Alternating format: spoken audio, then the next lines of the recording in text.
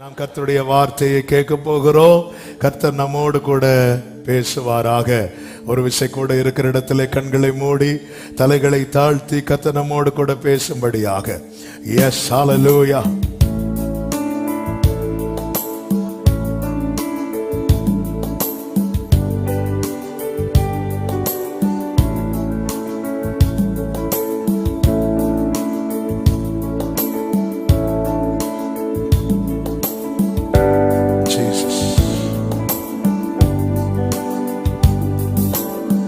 വിടയും മനസ്സുകളെ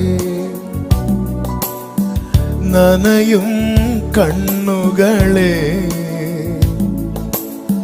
വിടയും മനസ്സുകളെ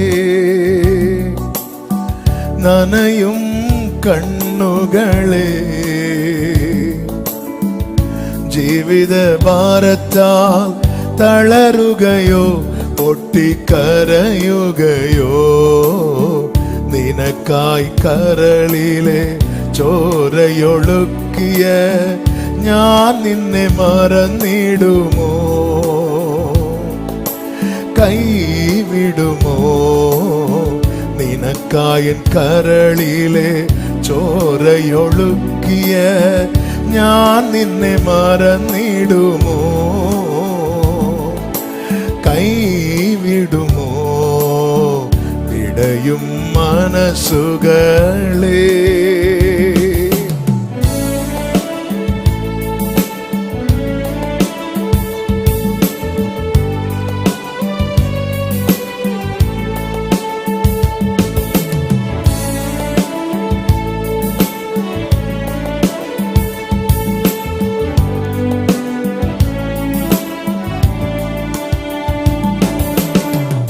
സ്വന്ത ജനം നിന്നെ തള്ളിക്കളഞ്ഞാലും അമ്മയെക്കാൾ ഞാൻ താങ്ങുകില്ലേ, സ്വന്ത ജനം നിന്നെ തള്ളിക്കളഞ്ഞാലും അമ്മയെക്കാൾ ഞാൻ താങ്ങുകില്ലേ, നാളെയെ ഓർത്തിനി ഭാരങ്ങളെന്തിനായി കരുതുന്ന ഞാൻ നിന്റെ കൂടെയില്ലേ, നാളെയെ ഓർത്തിനി ഭാരങ്ങളെന്തിനായി കരുതുന്ന ഞാൻ നിന്റെ കൂടെയില്ലേ, വിടയും മനസ്സുകളെ.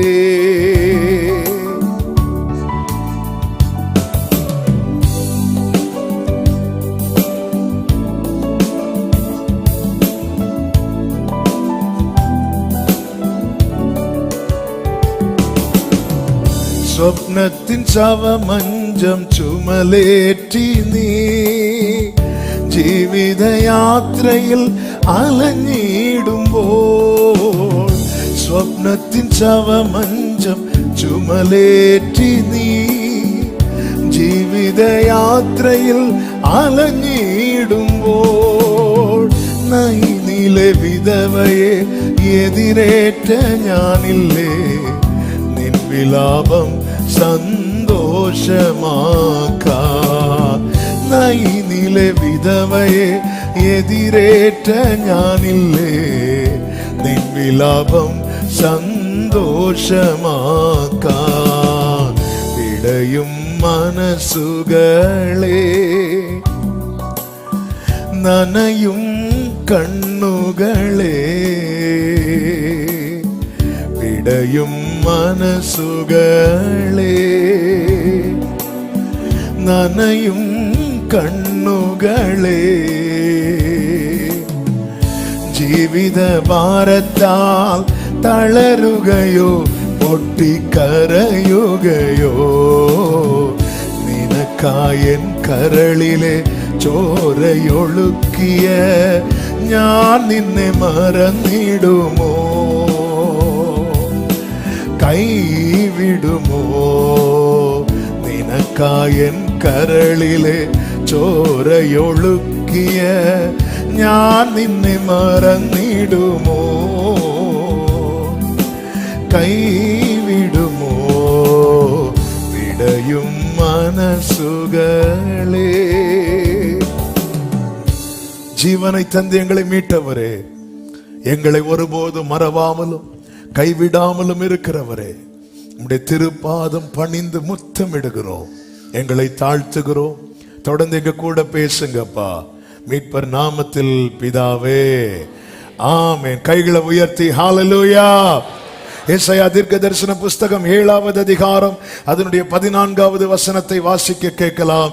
ஏசாயா 7:14. ஆதலால் ஆண்டவர் தாமே உங்களுக்கு ஒரு அடையாளத்தை கொடுப்பார். ஹல்லேலூயா. கர்த்தர் எதற்காக அடையாளத்தை கொடுக்கிறார்? நாம் கண்டிப்பாக அவரை நம்ப வேண்டும். விசுவாசிக்கிறவர்கள், கர்த்தரை நம்புகிறவர்கள், கர்த்தரை நம்புகிறவனோ செழிப்பான் என்று வேதம் சொல்லுகிறது. அதாவது எப்படியாவது என்னை நம்ப வைக்கணும், நான் நம்பணும். ஏன் நாம் நம்ப வேண்டும்? ஏன் விசுவாசிக்க வேண்டும்? அதனுடைய 9வது வசனத்திலே சொல்லப்பட்டிருக்கிறது, எப்ராயிமின் தலை சமாரியா, ரெமலியாவின் மகன், சமாரியாவின் தலை ரெமலியாவின் மகன். அடுத்த வார்த்தை, நீங்கள் விசுவாசியாவிட்டால் நிலை பெற மாட்டீர்கள் என்று கர்த்தர் சொல்லுகிறார். இதை நீ சொல்லு. நீ யாரா இருக்கலாம், மீட்கப்பட்டவன் தான், உடன்படிக்கைக்கு உட்படுத்தப்பட்டவன் தான், பல வருடமா இந்த மேகத்துக்கு கீழே இருந்தவள் தான். ஆனால் ஆண்டவர் சொல்லுகிறார், ஆகாஸ் யார்? யூதாவின் ராஜா. உசியா, யோதாம், அதன் பிறகு வந்த ராஜா. இப்பொழுது அவனுடைய இருதயம் காற்றில் அசைப்பட்டு ஆடுகிற, காட்டில் உள்ள மரங்களைப் போல அவனுடைய இருதயம் ஆடுகிறது. அவ்வளவுதான், இனி எல்லாம் போச்சு என்கிற நிலையில கர்த்தர் வார்த்தைகளை கொடுக்கிறார், அடையாளங்களை கொடுக்கிறார். நீ விசுவாசத்தை விட்டுறாத, நம்பிக்கையை விட்டுறாத. ஏன் விசுவாசத்தை விட்டுறக்கூடாது? கர்த்தர் சொல்லுகிற, நீ விசுவாசிக்கலன்னா நின்ற மாட்ட. நாம நிக்காம எப்படி சுதந்திரிக்க முடியும்? நம்முடைய விசுவாசத்தினுடைய நிலை என்ன அப்படின்னு சொல்லி நமக்கு தெரியும், நம்மை விட ஆண்டவருக்கு தெரியும். வெளியே நாம் விசுவாசிகளை போல காட்டுவோம். அதுவும் இவங்கெல்லாம் யார்? இவங்கெல்லாம் பெந்தேகோஸ்தே விசுவாசிகள். பெந்தேகோஸ்தே விசுவாசிகள்னா அவங்களுடைய ஃபெய்த் அப்படி இருக்கும் அப்படிங்கிற ஒரு பிம்பத்தை வெளியே காட்டிட்டு இருக்கிறோம். ஆனா நம்முடைய ரியல் ஃபெய்த், நம்முடைய உண்மையான விசுவாச நிலை என்ன என்பது ஆண்டவருக்கு தான் தெரியும்.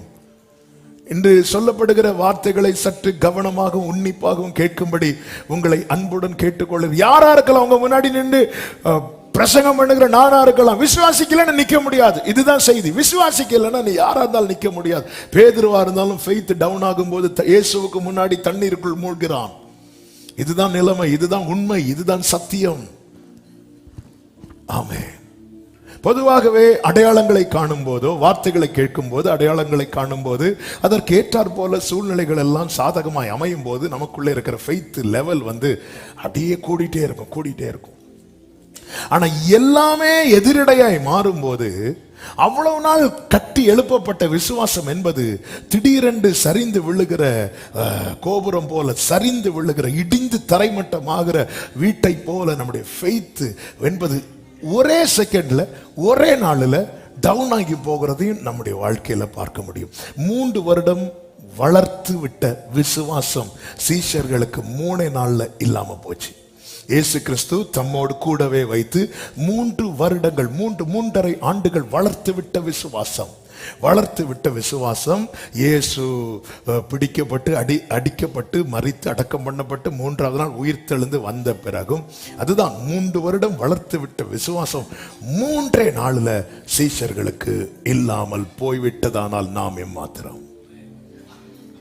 ஹல்லேலூயா.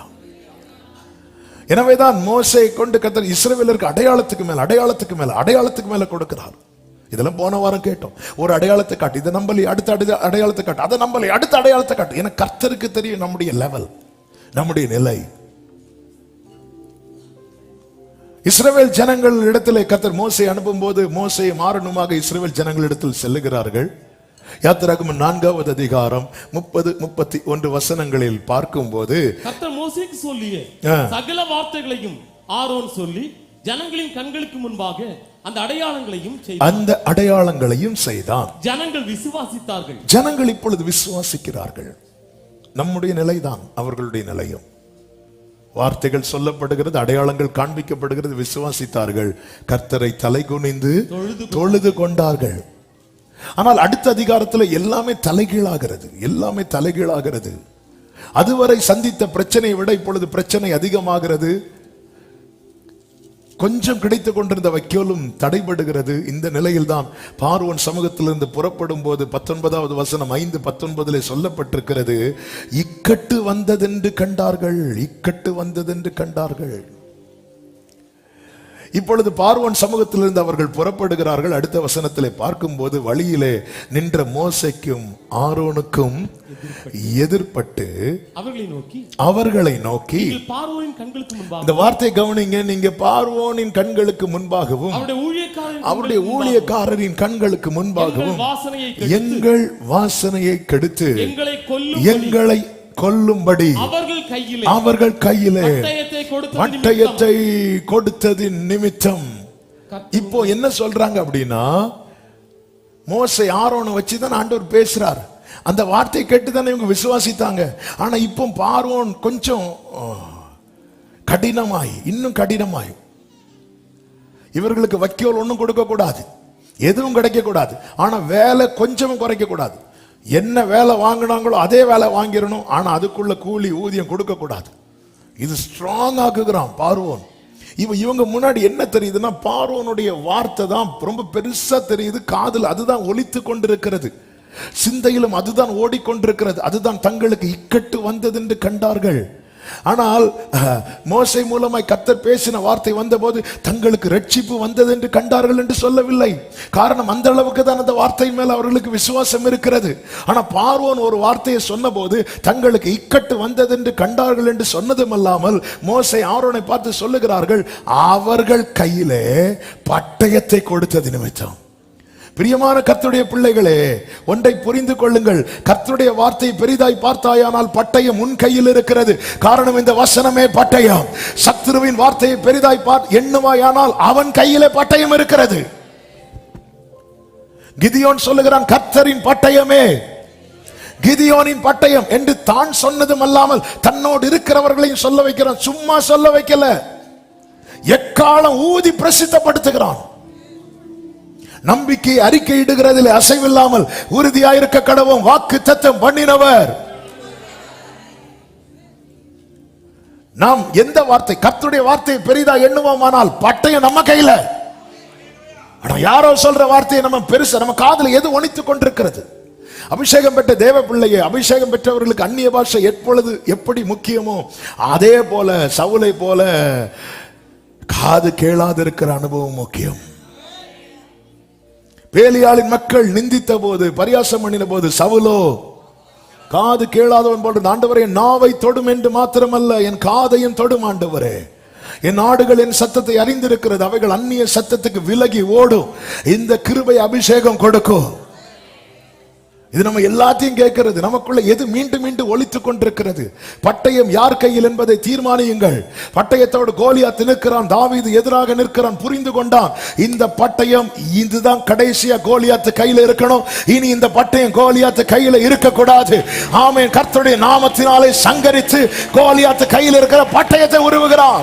பட்டயம் சத்துரு கையில தேவன் கொடுக்கவில்லை. பட்டயத்தை சபையை உன் கையில தான் தேவன் கொடுத்திருக்கிறார். எங்கே உன் பட்டயம்? கர்த்தர் கொடுத்த வார்த்தை எங்கே? வாக்கு தத்தங்கள் எங்கே? நம்ப முடியல. நீங்க விசுவாசிக்கலன்னு நிக்க முடியாது. விசுவாசிக்கலன்னா ஜெயிக்கிறதுல ரெண்டாவது, முதல்ல நிக்க வழியை பார்ப்போம். நிக்க முடியுமா பார்ப்போம். முதல்ல பார்த்துருக்கீங்களா, ரஷ்ஷா இருக்கிற பஸ் எப்படியாவது போகணும்.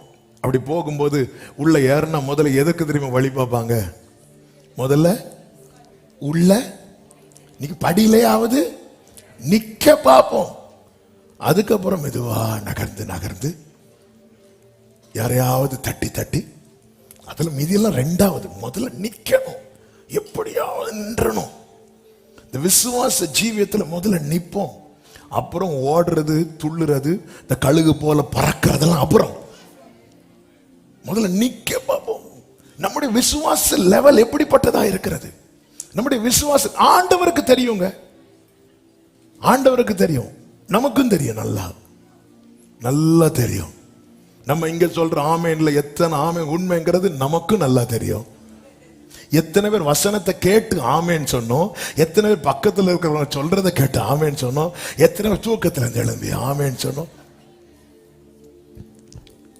ஆபகுக்கை கொண்டு கர்த்தர் சொல்லுகிறார் 1:5, நீங்கள் புறஜாதிகளை நோக்கி விவரிக்கப்பட்டாலும், நான் சொல்ற வசனம் மட்டும் வாசிங்க, டைம் இல்ல.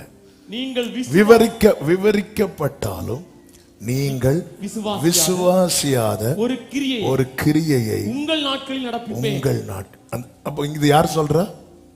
கர்த்தர் சொல்றார். என்ன சொல்றார்? விவரிக்கப்பட்டாலும். அப்ப அவருக்கு தெரியும், சில நிலையில நாம் இருக்கும்போது எவ்வளவு எக்ஸ்பிளைன் பண்ணாலும் இவனால விசுவாசிக்க முடியாது. ஆண்டவர் 75 வயதிலே ஆபிரகாமோடு பேச ஆரம்பித்தார். ஆனா ப்ராப்பர் வேல ஆபிரகாமுக்கு எல்லாம் சொன்னது எப்பொழுது தெரியுமா? ஆபிரகாமுடைய 99வது வயதுல. அதுக்கு முன்னாடி அப்படி டச் பண்ணி தான் சொல்லுவார், உன்னை நான் பெரிய ஜாதி ஆக்குவேன். இந்த கடற்கரை மணலத்தனையாய் உன் சந்ததி இருக்கும், இந்த வானத்து நட்சத்திரத்தை போல இருக்கும், இப்படி சொல்லி விட்டுருவார். ஆனா ஆதியாகமம் 17வது அதிகாரத்துல அவர் எக்ஸ்பிளைன் பண்றார், டீட்டெயிலா சொல்றார். எப்படி தம்மை அறிமுகப்படுத்துறது, தம்மை ஒரு காரியத்தை ஒருத்தங்க பிரசன்ட் பண்றது போல ஆண்டவர் ஆபிரகாம்கிட்ட பிரசன்ட் பண்றார். நான் சர்வ வல்லமையுள்ள தேவன். சிலர் ப்ராஜெக்ட் எல்லாம் சப்மிட் பண்ணிட்டு சொல்லுவாங்க தெரியுமா, ஐ எம் இன்னார், நான் இதுல வந்திருக்கிறேன், இப்படி வந்திருக்கிறேன். அப்படி ஆபிரகாமுக்கு ஆண்டவரை தெரியும். ஆனா இப்ப ப்ராப்பர் வேல ஆண்டவர் பிரசன்ட் பண்றார், நான் சர்வ வல்லமை உள்ள தேவன் சொல்லிட்டு ஒவ்வொன்னா சொல்றார். திரளான ஜாதிகளுக்கு நீ தகப்பனாவாய், உன்னிலே ஜாதிகளை உண்டாக்குவேன், உன்னிடத்திலிருந்து ராஜாக்கள் தோன்றுவார்கள், உனக்கு பின் தலைமுறையாக வரும் உன் சந்ததி நடுவே என் உடன்படிக்கையை ஸ்தாபிப்பேன், நீ பரதேசியாய் தங்கி வரும் கானான் முழுவதையும் உன் சந்ததிக்கு கொடுப்பேன். ஆபிரகாம் நினைச்சிருப்பார், ஒருவேளை இது வேற யாருக்காவது இருக்குமோ நினைக்கும் போது, நீ ஆபிராம் எனப்படாமல் ஆபிரகாம் எனப்பட நமக்கு தான் இப்படி நினைக்கும் போது அடுத்து சொல்லுகிறார், உன் மனைவி சாராயை இனி சாராய் என்று அழைப்பாயாக. சாராள் என்பது அவளுக்கு பேராயிருக்கும், நான் அவளை ஆசீர்வதித்து அவளாலே உனக்கு ஒரு. ஏன் இதை அழுத்தி சொல்றாருன்னா, சரி ஒருவேளை ஆண்டவர் ஏதோ விரும்புறாரு, ஆசைப்படுறாரு, அப்படி சொல்லி ட்ராக் மாறிடக்கூடாது. அவளாலே உனக்கு ஒரு குமாரனை தருவேன், அவள் ஜாதிகளுக்கு தாயாகவும் அவளாலே ஜாதிகளின் ராஜாக்கள் உண்டாகவும் அவளை ஆசீர்வதிப்பேன். எவ்வளவு டீட்டெயிலா எக்ஸ்பிளைன் பண்ணதுக்கு அப்புறமும் அடுத்த வசனத்திலே சொல்லப்பட்டிருக்கிறது, அப்பொழுது ஆபிரகாம் முகம் குப்புற விழுந்து நகைத்தான். விசுவாசிகளின் தகப்பனே இப்படின்னா நாம் ஏமாத்துறோம். விசுவாசிகளே, நம்ம தகப்பனை குறித்து தான். இதே ஆபிரகாமுக்கு 86 வயசுல விசுவாசிக்க முடிந்தது. ஏன்? அன்னைக்கு அவன் சரீரம் சாகல. 75 வயசுல விசுவாசிக்க முடிந்தது. ஒரு சூழல்ல நம்மளால விசுவாசிக்க முடியும், ஒரு வார்த்தை சொன்னாலே. ஆனா சில சூழ்நிலையில எவ்வளவு டீட்டெயிலா சொன்னாலும் நமக்கு விசுவாசிக்க முடியவில்லை. இதுதான் நம்ம நிலைமை. ஆனா சத்தியம் என்ன தெரியுமா? விசுவாசிக்கலைன்னா நிக்க முடியாது. ஆண்டவரே, என் சிச்சுவேஷன் தெரியல, ஆபிரகாமுக்கு விசுவாசிக்க முடியல, அப்ப நாளை ஏமாத்துறேன்னு சொல்லிட்டு எஸ்கேப் ஆக முடியாது. விசுவாசிக்கணும். விசுவாசி அவன் என்றும் பதறா, விசுவாசி அவன் என்றும் பதறா, அவன் அங்கூரம் இயேசுவில் உண்டு. எஸ், ஆபத்தை கண்டென்றும் அஞ்சான், அசையாத விசுவாசம் கொள்வார், இசையோடு இயேசுவை புகழ்வார், அசையாத விசுவாசம் கொள்வார்.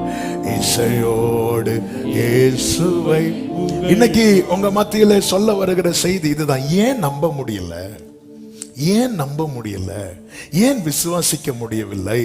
சில காரியங்களை உங்கள் மத்தியிலே சொல்லி ஜெபிக்க விரும்புகிறேன். கர்த்தர் நம்மோடு கூட பேசுவாராக. நமக்குள்ளே எழும்புகிற கேள்விகள் தான். இந்த வார்த்தைகளை வைக்கும் போது உங்களால் அதை புரிந்து கொள்ள முடியும். ஏன் நம்ப முடியவில்லை? லூக்கா சுவிசேஷம் 24வது அதிகாரம் அதனுடைய 11வது வசனத்தை வாசிக்க கேட்கலாம்.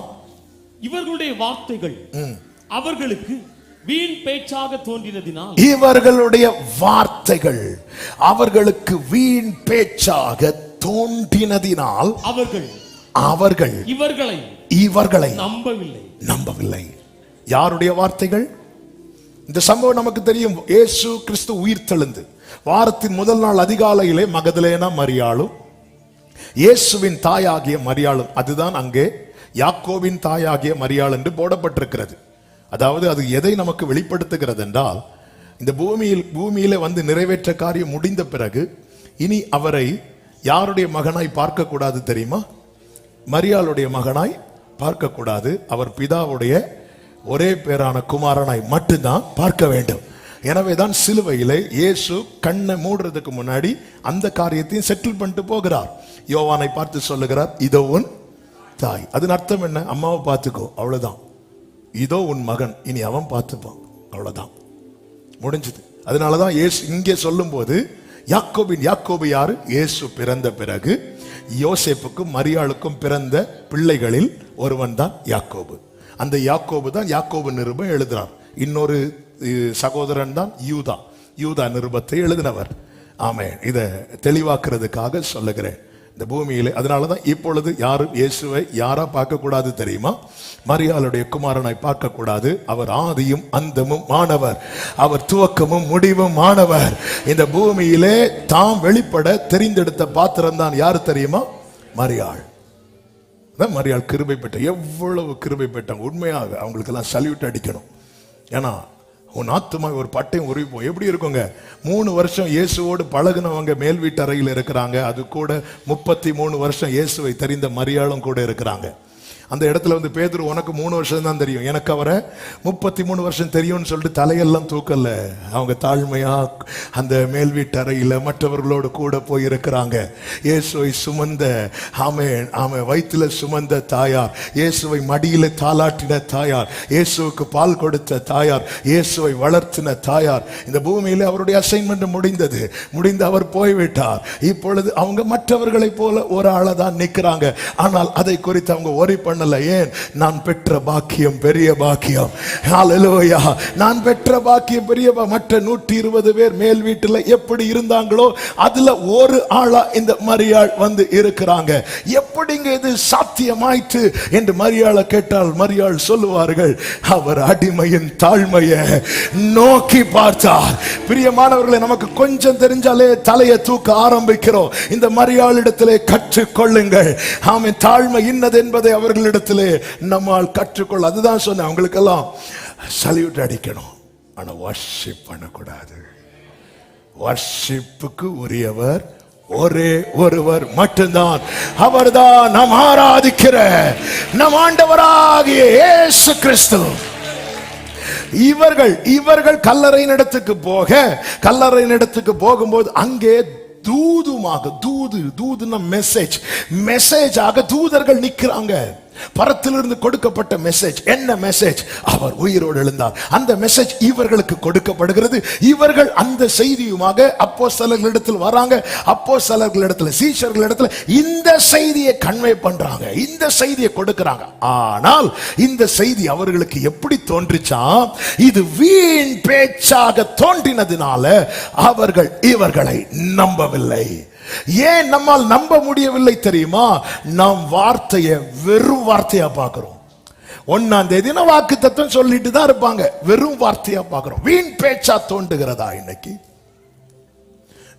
இந்த வார்த்தையில எப்படிப்பட்டதா இருக்கிறது? எபிரேயர் 4:12 சொல்லப்பட்டிருக்கிறது. நான் சொல்ற வசனம் மட்டும் வாசிங்க, டைம் இல்ல.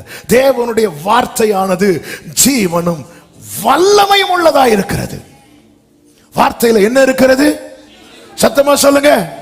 வார்த்தையில என்ன இருக்கிறது? அடுத்து வல்லமை இருக்கிறது. ஆனா இவங்க அந்த ஜீவனையும் வல்லமையும் பார்க்காம வெறும் வார்த்தையா பார்த்தாங்க. கர்த்தர் செய்தியை கொடுத்து விடுகிறார். அண்டு அந்த ஸ்திரீகள் இடத்துல கொடுத்து விட்டது போல பரலோகம் தூதர்களிடத்தை கொடுத்து விடுகிறது. தூதர்கள் ஸ்திரீகள் இடத்துல கொடுத்து விடுகிறார்கள். ஸ்திரீகள் போய் அந்த வீட்டில் அடைத்து கொண்டிருக்கிறவங்கள்ட்ட போய் மெசேஜ் சொல்றாங்க. அவர்களுக்கு எப்படி தோணுச்சு தெரியுமா? இது வீண் பேச்சு. இன்னைக்கு ஏன் கர்த்தருடைய வார்த்தையை நம்ப முடியல? ஏதோ செய்தி 1 hour சத்தம் போட்டு போவாங்க. வீண் பேச்சா தோன்றுகிறதா? நம்ம வீண் பேச்சா பார்க்க மாட்டோம்.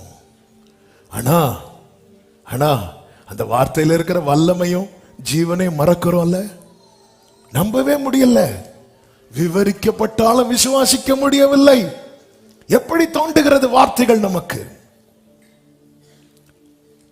எவீரு வீட்டாரை குறித்து நமக்கு தெரியும். எவீரு தன் மகள் மிகவும் மரண வியாதியில் இருக்கிறாள். 12 வயது மகள்.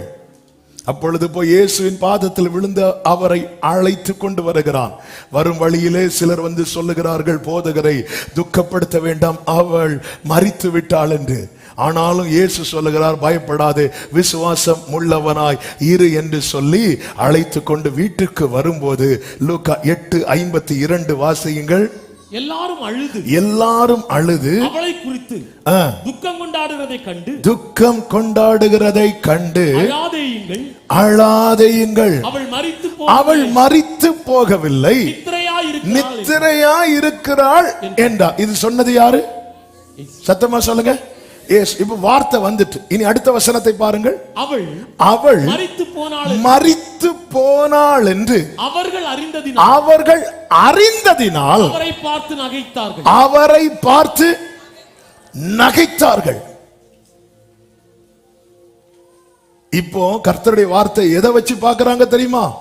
அவர்கள் அறிவை வைத்து. அவங்களுக்கு ஒரு அறிவு இருக்கு. அந்த அறிவு சொல்லுது அவ மரித்து விட்டான். இப்போ ரேமா வருது, வார்த்தை வருகிறது, அவள் மரிக்கவில்லை.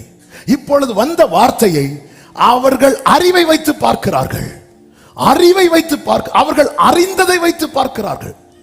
நன்றாய் கேளு சபையே, கர்த்தருடைய வார்த்தை என்பது எப்படிப்பட்டது? நம்முடைய அறிவு கர்த்தருடைய வார்த்தை அவமாக்குமோ?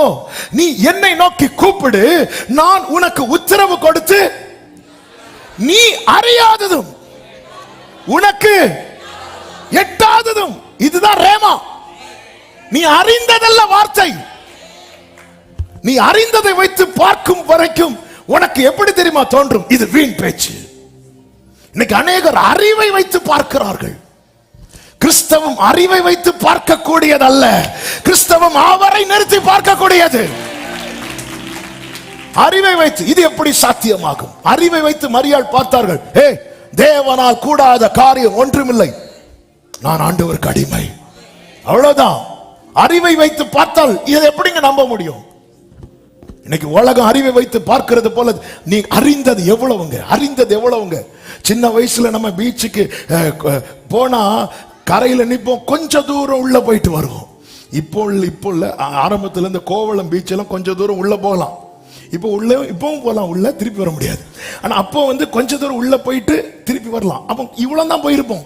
ஆனா அடுத்த நாள் ஸ்கூல்ல கதை ஓடும். எப்படி தெரியுமா? நாங்க எங்க போனோம்? உள்ள போனோம், ஆழத்துக்கு போனோம், ஆழத்துக்கு போனோம். ஆனா போனது இதுவரை தான். இவ்வளவு தான் அறிந்தது, இவ்வளவு தான். ஆழங்கிறது அதா? கடலின் ஆழம் என்பது அதுவா? ஆமே.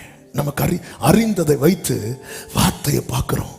அறிந்ததை வைத்து ஆண்டவர் இங்கே பேசுகிறார். எதுக்கு அழுகிறவர்களை பார்த்து பேசணும்? ஆண்டவர் போய் செய்ய வேண்டியதை செஞ்சுட்டு வர வேண்டியதான. ஏன்? நம்புவதற்காய் பேசினால் இவர்கள் நக்கல் அடிக்கிறார்கள். நகைத்தார்கள்னு அர்த்தம் என்ன? நக்கல் அடிக்கிறாங்க. ஆபிரகாம் நகைத்ததும் சாராள் நகைத்ததும் வேற. ஆபிரகாமும் சாராளும் நகைத்தது கர்த்தருடைய வார்த்தையை வைத்தல்ல, தங்களை பார்த்து. ஆனா இவங்க இவருக்கு என்ன? ஏன்னா அவர்கள் அறிந்திருக்கிறாங்க. அவங்க அறிவு அவரை பார்த்து நக்கல் அடிக்க வைக்கிறது. வேதம் தெளிவாய் சொல்லுகிறது. எசையா 28வது அதிகாரம் அதனுடைய 16வது வசனமும் 22வது வசனத்தையும் பார்க்கும்போது 16வது வசனத்திலே கர்த்தர் சொல்லுகிறார், இதோ அஸ்திபாரமான ஒரு கல்லை நான் சீயோனிலே வைக்கிறேன், அது பரீட்சிக்கப்பட்டதும் விலையேற பெற்றதும் திட அஸ்திபாரமும் உள்ளதுமான மூலை கல்லா இருக்கும். விசுவாசிக்கிறவன் பதறான். இனி அடுத்து 22 வாசியுங்கள். இப்பொழுதும் உங்கள் கட்டுகள் பலத்து போகாதபடிக்கு பரியாசம் பண்ணாதிருங்கள். உங்கள் கட்டுகள் பலத்து போகாதபடிக்கு. இன்னைக்கு அநேகருடைய கட்டுகள் பலத்து போக காரணம் என்ன? பரியாசம் பண்றாங்க. எதை? கர்த்தருடைய வார்த்தையை. நம்ம கர்த்தருடைய வார்த்தை வரும்போது நகைக்க மாட்டோம், ஆனா கனவீனப்படுத்துவோம். நம்மளால ஏற்றுக்கொள்ள முடியாத நிலையில் ஒருத்தங்க நம்மை பார்த்து பேசும்போது நம்மால் ஏற்றுக்கொள்ள முடியாத நிலையில நம்முடைய எக்ஸ்பிரஷன், நம்முடைய காரியங்கள் இருக்குமானால் அதுதான் பரியாசம் பண்ணுகிறது. ஒருத்தங்க நம்மை பார்த்து பேசும்போது நம்ம வேற எங்கேயோ பார்த்துட்டு எப்படியோ இருந்துட்டு இருந்தோம்னா அது பரியாசம் அல்லவா? அது கனவீனம் அல்லவா? என்னுடைய வசனத்துக்கு நடுங்குகிறவனையே நான் நோக்கி பார்ப்பேன் என்று கர்த்தர் சொல்லுகிறார். அறிவு 1000 சொல்லும், ஆனால் ஆண்டவர் சொல்லுகிறார், இதை உருவேற்படுத்துகிறவரும் இதை செய்கிறவருமாகிய யெகோவா என்னும் நாமமுடையவர் சொல்லுகிறதாவது, என்னை நோக்கி கூப்பிடு, நான் உனக்கு உத்தரவு கொடுத்து நீ அறியாததும் உனக்கு அறியாதது உனக்கு எட்டாததுமான பெரிய காரியம். நாம் அறிந்தது எவ்வளவு? நம்முடைய அறிவை வைத்து வேதத்தை பார்த்தால் ஒருபோது விசுவாசிக்க முடியாது. இது அதற்கு அப்பாற்பட்டது. நான் அறியாதது ஆனால் அவர் அறிந்தது, எனக்கு எட்டாதது ஆனால் அவருக்கு அது எட்டக்கூடியது. அவர் அதை ஏற்ற காலத்திலே எடுத்து என் கையில தரும்போதுதான் எல்லாரும் பார்ப்பார்கள், இது கர்த்தருடைய கரம் என்றும் இது கர்த்தருடைய ஆமை அவர் படைத்தார் என்றும் யாவரும் கண்டு உணர்ந்து சிந்தித்து அறிவார்கள். எனவே வசனத்தை நம் அறிவை வைத்து பார்க்காமல் அவர் பட்சத்தில் நின்று பார்க்க பழக வேண்டும். அதுக்குதான் ஆவியின் அபிஷேகம் நமக்கு கொடுக்கப்பட்டிருக்கிறது. இந்த வேதத்தின் ரகசியங்களை அப்படி பார்க்க பழக வேண்டும். நமக்கு கொடுக்கப்பட்ட வார்த்தை அப்படி பார்க்க பழக வேண்டும். நாத்தானை கொண்டு கர்த்தர் தாவீதோடு பேசுகிறார். 2 சாமுவேல் 7வது அதிகாரம் அதனுடைய 12வது வசனம். உன் நாட்கள் நிறைவேறி நீ உன் பிதாக்களோட நித்திரை பண்ணும்போது, உன் நாட்கள் நிறைவேறி நீ உன் பிதாக்களோட நித்திரை பண்ணும்போது, நான் உனக்கு பின்பு உன் கர்ப்ப பிறப்பாகிய உன் சந்ததியை எழும்ப பண்ணி அவன் ராஜ்யத்தை நிலைப்படுத்துவேன். யார் அந்த கர்ப்ப? குயிக்க சொல்லுங்க. சாலமோன். உண்மைதான். தாவீதுக்கு அடுத்து யார் ராஜாவா வரா? சாலமோன் வர. ஆனா இங்க என்ன சொல்லப்பட்டிருக்கிறது? நீ உன் நாட்கள் நிறைவேறி நீ உன் பிதாக்களோட நித்திரை பண்ணும்போது. சாலமோன் எப்போ ராஜாவா வந்தா? தாவீது மரித்த பிறகு, தாவீது உயிரோடு இருக்கும் போதா? அப்போ எது உண்மை? ஒன் சைடு உண்மையா இருக்கு, இன்னொரு சைடு போய் தானே. கர்த்தருடைய வார்த்தை ஒரு சைடு தான் நிறைவேறுமா? வானம் பூமியும் ஒளிந்தாலும் அதுல ஒரு உறுப்பு கூட நிறைவேறாமல். இங்க தெளிவா வேர்ட கவனிக்கணும். உன் நாட்கள் நிறைவேறி நீ உன் பிதாக்களோட நித்திரை பண்ணும் போது, நான் உனக்கு பின்பு உன் கர்ப்ப பிறப்பாகிய உன் சந்ததியை எழும்ப பண்ணி. இப்பொழுது தாவீது தேவ சமூகத்திலிருந்து சொல்லுகிறான், தேவரீர் அடியானை இதுவரை கொண்டு வந்ததற்கு நான் எம்மாத்திரம், என் வீடு மெம்மாத்திரம் என்று சொல்லிவிட்டு 19வது வசனத்திலே சொல்லுகிறார். வாசியுங்கள். கர்த்தராகிய ஆண்டவரே, இது இன்னும் உம்முடைய பார்வைக்கு அடுத்த வார்த்தை அடுத்தடுத்து சொல்லுங்க. வெகு தூரமாயிருக்கும் காலத்து செய்தியை மனுஷர் முறைமையாய் சொன்னீரே. என்ன வெகு தூரத்து செய்தி இல்லையே? தாவீது நாட்களிலே இது நிறைவேறி விட்டது. சாலமோன் தான் கண்ணுக்கு முன்னாடியே தாவீது சொல்லி அல்லவா, தாவீதோட கைடன்ஸ்ல அல்லவா சாலமோனை ராஜாவாக அபிஷேகம் பண்றாங்க. அதுக்கப்புறம் தானே அந்த சிங்காசனத்தில் சாலமோனை பார்த்த பிறகு அல்லவா தாவீது கண்ணை மூடினான். இது நாம் அறிந்தது. நம்முடைய அறிவு சொல்லுது சாலமோன்னு, ஆனா அறியாத சத்தியம் ஆவியானவர் வேதத்தில் காண்பித்து கொடுக்கிறார். அதை தாவீது பார்த்துட்டான். அதுதான் பெந்தேகோஸ்தே நாளிலே அப்போஸ்தலர்கள் மேல பரிசுத்த ஆவியானவர் இறங்கின போது பேதுரு 11 பேரோடு கூட எழுந்து நின்று இப்பொழுது ஜனங்களிடத்தில் பேசுகிறான். அப்போஸ்தலர் 2வது அதிகாரம் 29 முதல் வாசிக்க கேட்கலாம். சகோதரரே கோத்திர தலைவனாகிய தாவீதை குறித்து நான் உங்களுடனே தைரியமாய் பேசுகிறதற்கு இடம் கொடுங்கள்.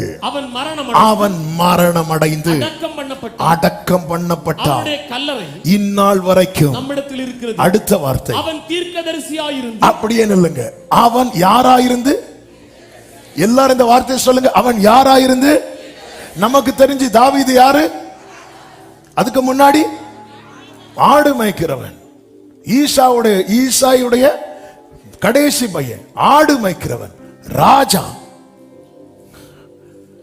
ஆனா இங்க பைபிள் சொல்லுகிறது அவன் தீர்க்கதரிசியாயிருந்து. அடுத்த வார்த்தை, நான் வாசிக்கிறேன். உன் சிங்காசனத்தில் வீற்றிருக்க மாம்சத்தின்படி உன் சந்ததியிலே கிறிஸ்துவை எழும்ப பண்ணுவேன் என்று தேவன் தனக்கு சத்தியம் பண்ணினதை அறிந்திருந்தபடியால். நம்ம 2 சாமுவேல் 7 படிக்கும் போது நம்ம அறிவு சொல்லுது அது யாருன்னு தெரியுமா? சாலமோன் என்று அறிவு சொல்லுது. சாலமோன், ஆவியானவர் சொல்லுகிறார் கிறிஸ்து என்று. ஹalleluya ஹalleluya. பைபிளை உன் அறிவை வச்சு பார்த்தா உனக்கு தெரிஞ்சது கொஞ்சம் தான். ஆனால் ஆவியானவர் காண்பிக்கிற வெளிச்சத்துல பார்த்தால் உம்முடைய வெளிச்சத்திலே வெளிச்சம் காண்கிறோம். சாலமோனுடைய ஞானத்தை வைத்து சாலமோன் பார்த்து அவனுக்கு கிடைத்தது கொஞ்சம். ஆனால் தாவீது அவர் சமூகத்தில் இருந்து இன்னொரு சத்தியத்தை சொல்லவா? வசனத்தை ஆவியானவர் காண்பிக்கிற வெளிச்சத்தின்படி பார்த்தா உங்களையும் தீர்க்கதரிசின்னு தான் சொல்லும். ஹல்லேலூயா. இதுக்கு என்ன தனி வரமா? வசனத்தின் ஆழத்தை பாருங்கள். ஹல்லேலூயா. அதை விட்டு இன்னைக்கு இதை கேட்க விருப்பம் இல்லை. இன்னைக்கு உங்க வண்டி நம்பர் சொல்லவா? வெளியே வண்டி இன்னைக்கு பார்த்துட்டு வந்து சொல்லுங்க. ஆமென். எதை கேட்க விரும்புறோம்? எதை கேட்க விரும்புறோம்? ஹல்லேலூயா. என் பேரை யாரா? தீர்க்க தரிசனம் உண்டு, தீர்க்க தரிசிகள் உண்டு. ஆனால் சபை அறிந்து கொள்ள வேண்டும், உம்முடைய வெளிச்சத்திலே வெளிச்சம் காண்கிறோம். நாம் காண்கிற இந்த வெளிச்சத்துக்குள்ள இன்னும் வெளிச்சம் இருக்கிறது. இது போக போக போக போக இந்த வெளிச்சத்தின் இடத்துல டிராவல் பண்ணதான் அந்த சேரக்கூடாத ஒளியில் வாசம் பண்ணுகிற வரை நாம் சேர முடியும். ஹல்லேலூயா. விசுவாசி அவன் என்றும் பதறா, அவன் நங்கூரம் இயேசுவில் உண்டு. அவ்வளவுதாங்க. பைபிள் உங்களுக்கு கொடுக்கப்பட்ட எந்த வாக்குத்தத்தமாகட்டும் அதற்குள்ள டிராவல் பண்ணுங்க. ஜீசஸ் தான் போய் நிப்பீங்க, அவர்கிட்ட தான் போய் நிப்பீங்க. ஹல்லேலூயா. அறிவை வைத்து பார்க்காதே, அவர் சமூகத்தில் இருந்து அவர் காண்பிக்கிற வெளிச்சத்தை வைத்து பாருங்கள். அறிவை வைத்து நான் அறியாததும் இதை நீங்க மனசுல எழுதிக்கோங்க. நீ என்னை நோக்கி கூப்பிடு, என்னை நோக்கி கூப்பிடு. ஒரு வீடு மேட்டரை வச்சு எங்க கொண்டு விட்டு இருக்கிறார் பாருங்க. வீடு மேட்டர், வீடு தானே. கர்த்தர் உனக்கு ஒரு வீட்டை கட்டுவார். என்ன வாக்கு தத்துவம்? போதும்ல, நமக்கு போதாது. தாவீது பார்க்கிறான். ஆமே, சாலமோன் ஞானிக்கு வெளிப்படுத்தப்படாத இந்த வெளிப்பாடு, நம்முடைய வெளிச்சம் பிரசித்தி தந்து பேதையை உணர்வுள்ளவனாக்கும். அறிவு நோட் சொல்லுதுன்னு சொல்லி கர்த்தருடைய வார்த்தையை பரியாசம் பண்ணாதே. உன் சந்ததியை எழும்ப பண்ணுவேன் சொன்னதுமே தாவீதுக்கு கிளிக் ஆச்சு. இது வேற, அங்க கிறிஸ்துன்னு மென்ஷன் பண்ணல. சந்ததியை எழும்ப பண்ணுவேன், இது வேற. ஏன்னா தாவீது அடக்கம் பண்ணப்பட்ட பிறகு சந்ததியை எழும்ப பண்ணுவேன். அப்ப அடக்கம் இருக்கு, உயிர்த்தெழுதல் இருக்கு. இது இது இது இது வேற, இது வேற, இது வேற. ஓ ராமா சந்தனலரா. தாவீதின் குமாரனாய் வந்தார், அவர் அடக்கம் பண்ணப்பட்டார். இப்பொழுது ராஜாதி ராஜாவாய், கர்த்தாதி கர்த்தராய், தேவாதி தேவனாய். நல்ல கைகளை தட்டி ஓரா மாமா சேத்தானாலாரா. தாவீதின் குமாரனாய் வந்தார், தாவீதின் குமாரனாய் வந்தார். அதுதான் அந்த வம்ச வரலாறு தெளிவாய் இருக்கிறது. பைபிள் கட்டு கதை அல்ல. இது பொய்ன்னு ஒருத்தன் கத்துறான் அப்படின்னா அவன மாதிரி முட்டாள் இந்த உலகத்துல வேற யாரும் கிடையாது. இந்த பைபிள் எத்தனை ஆண்டுகளுக்கு முன்பாக எழுதப்பட்டது. எங்க எவ்வளவு டெக்னாலஜி வளர்ந்தாச்சு, எவ்வளவு காரியங்களை கண்டுபிடித்திருக்கிறாங்க. இதுல ஒரு காரியம் கூட பொய் என்று யாருக்கும் நிரூபிக்க முடியவில்லை. காரணம், இதை எழுதி கொடுத்தவர் சர்வ வல்லவர். நல்ல கைகளை தட்டி தேவனுக்கு மகிமை.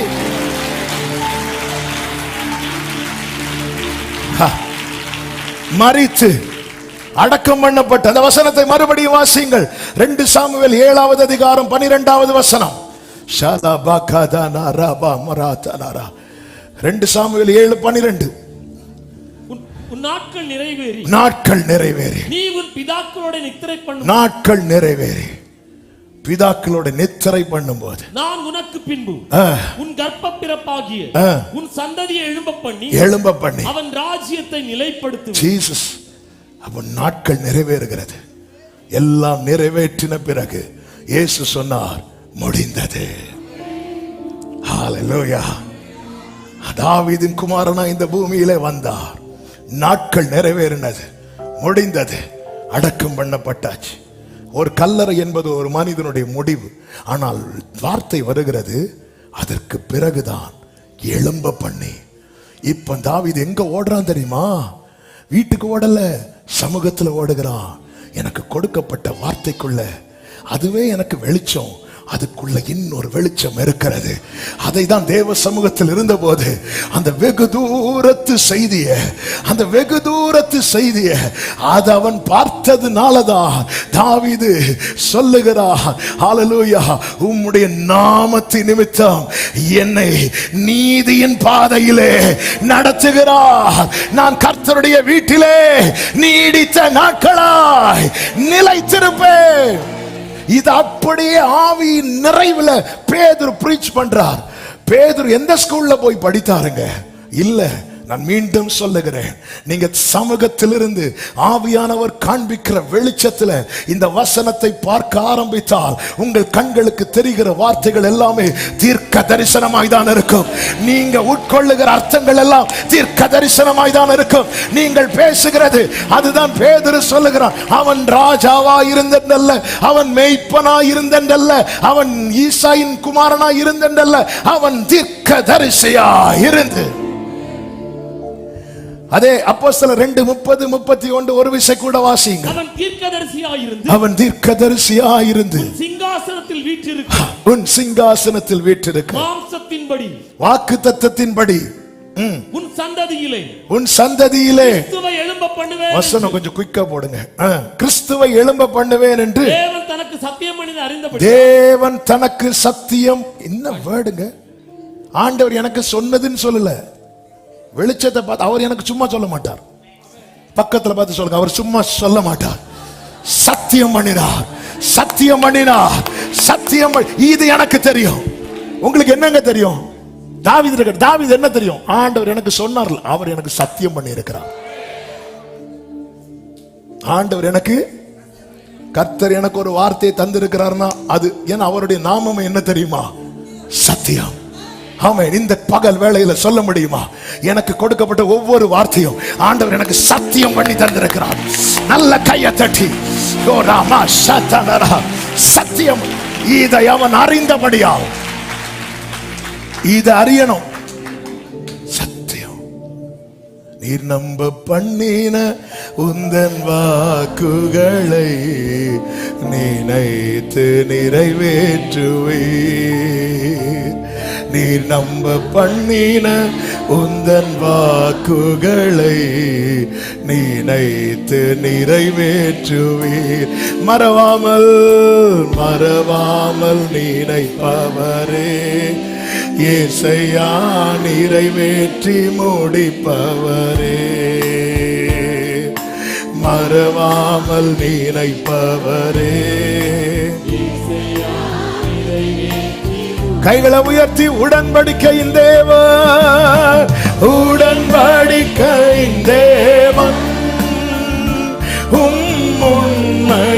பிசகாதவர். சத்தியம் பண்ணி தந்திருக்கிறார் சபையே, சத்தியம் பண்ணி தந்திருக்கிறார்.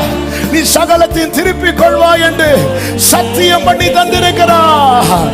தாவீதுக்கு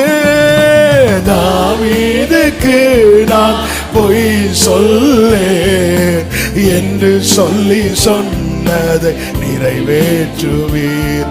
என் தாவீதுக்கு நான் என்று சொல்லி சொன்னதை மறவாமல் நினைப்பவரே, மறவாமல் நினை.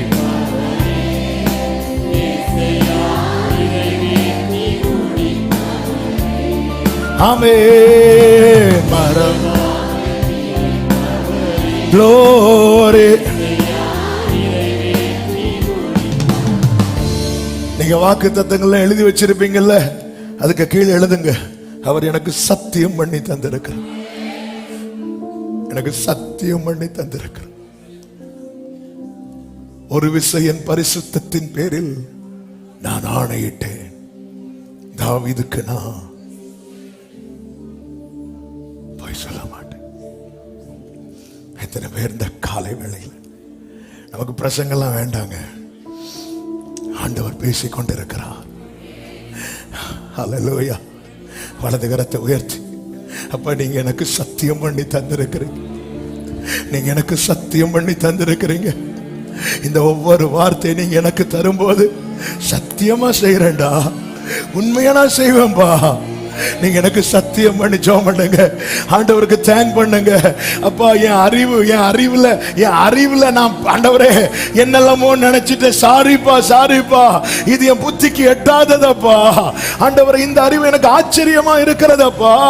ஆண்டவரே, நான் நினைச்சிட்டேன் எனக்கு தெரிஞ்சதுதான். இல்ல, எனக்கு ஒண்ணுமே தெரியாத ஆண்டவரே, நான் ஒண்ணுமே இல்லப்பா.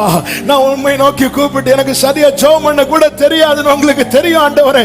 ஆனா நான் உண்மை நோக்கி கூப்பிட்ட போது நீர் எனக்கு தெரிவித்ததெல்லாம் நான் அறியாததும் எனக்கு எட்டாததும், நான் அறியாததும் எனக்கு எட்டாததும், நான் அறியாததும் எனக்கு எட்டாததும். இதை நீங்க சும்மா சொல்லல, நீங்க சத்தியம் பண்ணி சொல்லி இருக்கிறீங்க, சத்தியம் பண்ணி சொல்லி இருக்கிறீங்க. நிச்சயமாய் அதை செய்வீர், அதை நிறைவேற்றுவீர்.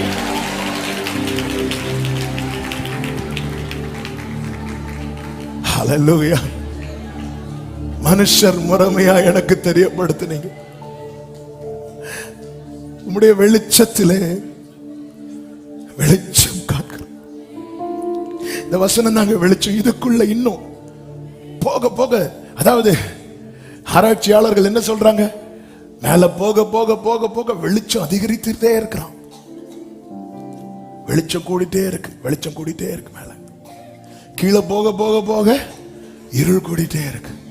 இந்த வசனம் நம்மள மேல, அதாவது பரலோகம் ஆண்டவர் நம்மை காண்பிக்கிறதற்கும் சாத்தான் காண்பிக்கிறதுக்கும் வித்தியாசம் உண்டு.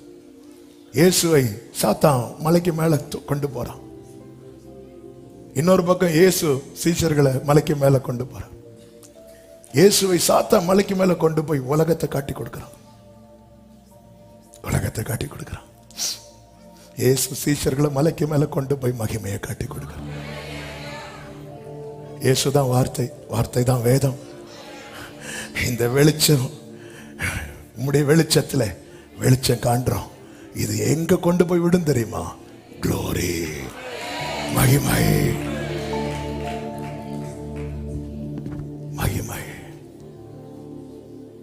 அவர் தனக்கு சத்தியம் பண்ணினதை அறிந்திருந்தபடியா. நமக்கு வார்த்தை தெரியுது, ஆனா அதுக்கு பின்னாடி அவர் ஆணையிட்டது தெரியல. சத்தியம் எதுல சத்தியம் பண்ணி இருக்கிறார் தெரியுமா? தம்முடைய பரிசுத்தத்தின் பேர்ல. அவருடைய நாமம் என்ன தெரியுமா? பரிசுத்தர். அவர் சத்தியம் பண்ணி அவர் நிறைவேற்றலைன்னா அதான் தாவீதுக்கு நான் போய் சொல்ல. பரிசுத்தர் என்கிற நாமம் உடையவர் ஒரே ஒருவர், நாம் ஆராதிக்கிற தேவன் மட்டும். இத பார்க்கணும், நம் அறிவை வச்சு பார்க்க கூடாது. யோபு பாருங்க, யோபு ஒரு நேரத்துல சொல்றாரு, என்னை கொன்று போட்டாலும் அவர் மேல் நம்பிக்கையா இருப்பேன். ஆனா பிரச்சனை பெருசாயிட்டு போகுது. இன்னொரு நேரத்துல அதே யோபு என்னை கொன்று போட்டாலும் நான் நம்பிக்கையா இருப்பேன் என்று சொன்ன அதே யோபு இப்பொழுது சொல்லுகிறார். யோபு 9:16 நான் கெஞ்ச அவர் எனக்கு உத்தரவு அருளினாலும் அவர் என் விண்ணப்பத்துக்கு செவி கொடுத்தார் என்று நம்பேன். அதாவது நான் அழும்போது கர்த்தர் என்கிட்ட பேசுறாருல, அது எனக்கான வார்த்தைன்னு நான் நம்ப மாட்டேன்னு சொல்லிட்டார். இந்த பகல் பேசும்போது எத்தனை பேர் எனக்கான வார்த்தையை நம்புறீங்க? எத்தனை பேர் இதெல்லாம் நமக்கு யாருக்கோ பேசுறாங்க? இதே யோபு தான் சொல்றாரு, என்னை கொண்டு போட்டாலும் நம்புவேன். இப்போ சொல்றாரு, இனி அவர் என்கிட்ட பேசினாலும் நான் நம்ப மாட்டேன். நம்ம ஈஸியா பிரசங்கத்துல யோபு எடுத்து அடிச்சிட்டு இருக்கிறோம். ஆனா யோபு பயணித்த பாதை என்பது அவ்வளவு பெயின்ஃபுல், அவ்வளவு வலி. நான் நம்ப மாட்டேன். அவர் பேசல, அவர் பேசினாலும் நம்ப மாட்டேன். அதுவும் என் விண்ணப்பத்துக்கு செவி கொடுத்தாருன்னு நம்ம. ஏன் விண்ணப்பத்துக்கு அவர் செவி கொடுத்திருந்தா ஏன் இது நடந்திருக்கணும்? ஏன் இந்த கல்தையர் வந்திருக்கணும்? ஏன் இந்த சபையர் வந்திருக்கணும்? ஏன் காற்று எனக்கு எதிராக அடிக்கணும்? ஏன் நான் சம்பாதித்தவைகளை நஷ்டமாகணும்? ஏன் எனக்கு இந்த பலவீனம் வந்திருக்கணும்? அதனால நான் வாரன் சர்ச்சுக்கு பிரசங்கம் கேட்டுட்டு போறேன், ஆனா ஏன் விண்ணப்பத்துக்கான பதிலாம் நான் நம்ப மாட்டேன். ஆண்டவர் பொறுமையா இருந்தார். இப்பொழுது ஆண்டவர் பேச ஆரம்பிக்கிறார். யோபு தன்னுடைய அறிவை வைத்து பேசுகிறான். யாத்திராகமம் 38வது அதிகாரத்திலே 2-3 வசனங்களை வாசியுங்கள். அறிவில்லாத வார்த்தைகளினால் ஆலோசனை அந்தகாரப்படுத்துகிற இவன். மூன்றாவது வசனம். இப்போதும் புருஷனைப் போல கட்டிக்கொள். நான் உன்னை கேட்பேன், நீ எனக்கு உத்தரவு சொல்லு. யோபு, இப்போ நான் உன்னை கேட்கிறேன், நீ எனக்கு பதில் சொல்லு. சொல்லிட்டு அவர் கேட்கிறார் பாருங்க, அடுத்த வசனம். நான் பூமியை அஸ்திபாரப்படுத்துகிற போது நீ எங்கே இருந்தாய்? நீ அறிவாளியானால் அதை அறிவி. நீ தான் ரொம்ப அறிவாளியாச்சே, அதை சொல்லு. 13வது வசனம். உன் ஜீவ காலத்தில் எப்போதாவது நீ விடியற் காலத்துக்கு கட்டளை கொடுத்து அருணோதயத்துக்கு அதன் இடத்தை காண்பித்தது உண்டு. ஒரு நாளாவது விட்டியற் காலத்துக்கு கட்டளை கொடுத்து அருணோதயம், இந்த சூரியன் உதிக்கும் தெரியுமா இடம், அதுக்கு நீ காட்டினது உண்டா? இங்கதான் நீ உதிக்கணும்னு. உன் ஜீவ காலத்தில் எப்போதாவது. இந்த வேர்டை ஏன் யோபுட்ட சொல்றார் தெரியுமா? யோபுவே, உன் வாழ்க்கையில ஒரு நாளையாவது உன் பலத்துல நீ கண்டா என்று உனக்கு சொல்ல முடியுமா? இல்ல. 16 நீ சமுத்திரத்தின் அடித்தளங்கள் மட்டும் புகுந்து ஆழத்தின் அடியில் உலாவினதுண்டோ? 18 நீ பூமியின் விசாலங்களை ஆராய்ந்து அறிந்ததுண்டோ? இவைகளை எல்லாம் நீ அறிந்திருந்தால் சொல்லு. உனக்கு என்ன தெரியும் யோபு? நான் ஆரம்பத்தில் சொன்னேனே, கடல்ல 2 ஸ்டெப் இறங்கிட்டு என்ன சொல்றோம்? ஆழத்துல. 33 வானத்தின் நியமங்களை நீ அறிவாயோ? அதை பூமியை ஆளும் ஆளுகையை நீ திட்டம் பண்ணுவாயோ? 34 ஏராளமான தண்ணீர் உன்மேல் சொரிய வேண்டும் என்று உன் சத்தத்தை மேகங்கள் பரியந்தம் உயர்த்துவாயோ? சரி யோபு, நீ ரொம்ப அறிவாளி தானே, நான் சைலண்ட் ஆயிடுறேன், நீ பேசி உனக்கு மழையை வர வச்சிருப்பாப்போம். நான் பேசுறதுதானே உனக்கு வீண் பேச்சா இருக்கு. இப்ப நான் ஸ்டாப் பண்ணிடுறேன், நீ பேசி மழையை வர வச்சிரு. இத்தனை காலம் நீ பெற்ற ஆசீர்வாதத்தின் மழை என்பது உன் சத்தம் கேட்டு வந்தது நினைச்சியா? இல்ல, பரத்திலிருந்து நான் பேசினதுனால உனக்கு கிடைத்தது. இப்போ உனக்கு என் வார்த்தை எப்படிப்பட்டதா இருக்கிறது? வீண் பேச்சா இருக்குதா? நான் ஸ்டாப் பண்ணிடுறேன், நீ பேசு. ஆண்டவர் இப்படி 1 by 1 அடிக்கும் போது,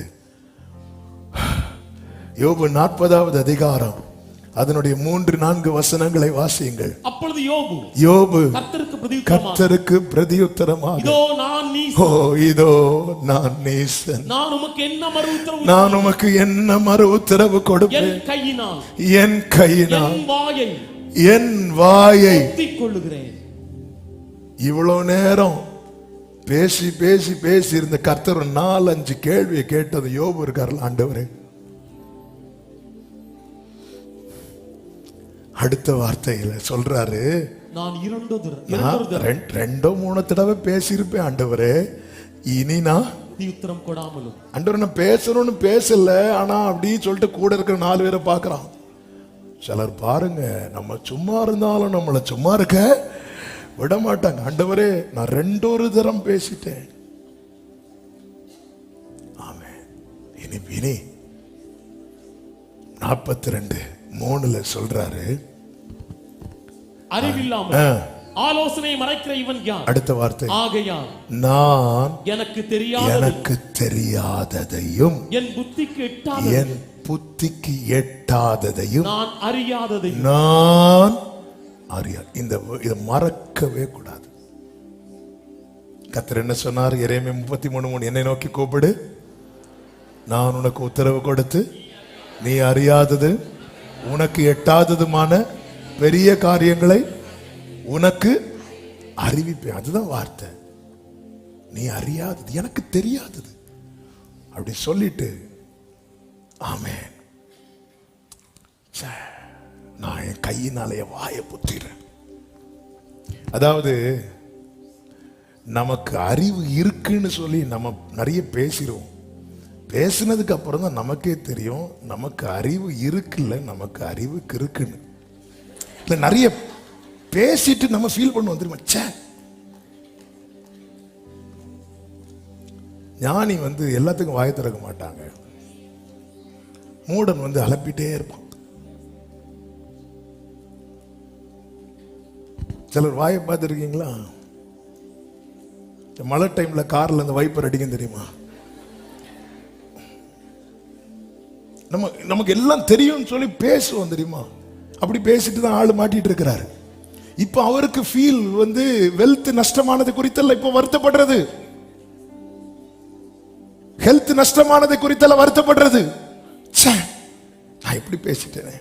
ஆண்டவர் இதே கேள்வி யோபு கிட்ட மட்டும் இல்ல, இந்த கேள்வி யோபு கிட்ட மட்டுமல்ல. யோபு 40:2 கர்த்தர் சொல்லுகிறார், சர்வ வல்லவரோட வழக்காடி அவருக்கு புத்தி படிப்பிக்கிறவன் யார்? தேவன் பேரில் குற்றம் பிடிக்கிறவன் இவைகளுக்கு உத்தரவு சொல்ல கடவன். ஆண்டவர்கிட்ட ஒருத்தர் குற்றம் பிடிக்கிறான் தெரியுமா? அவர் எனக்கு இப்படி செய்தது என்ன? ஆண்டவர் கண் இல்லையா?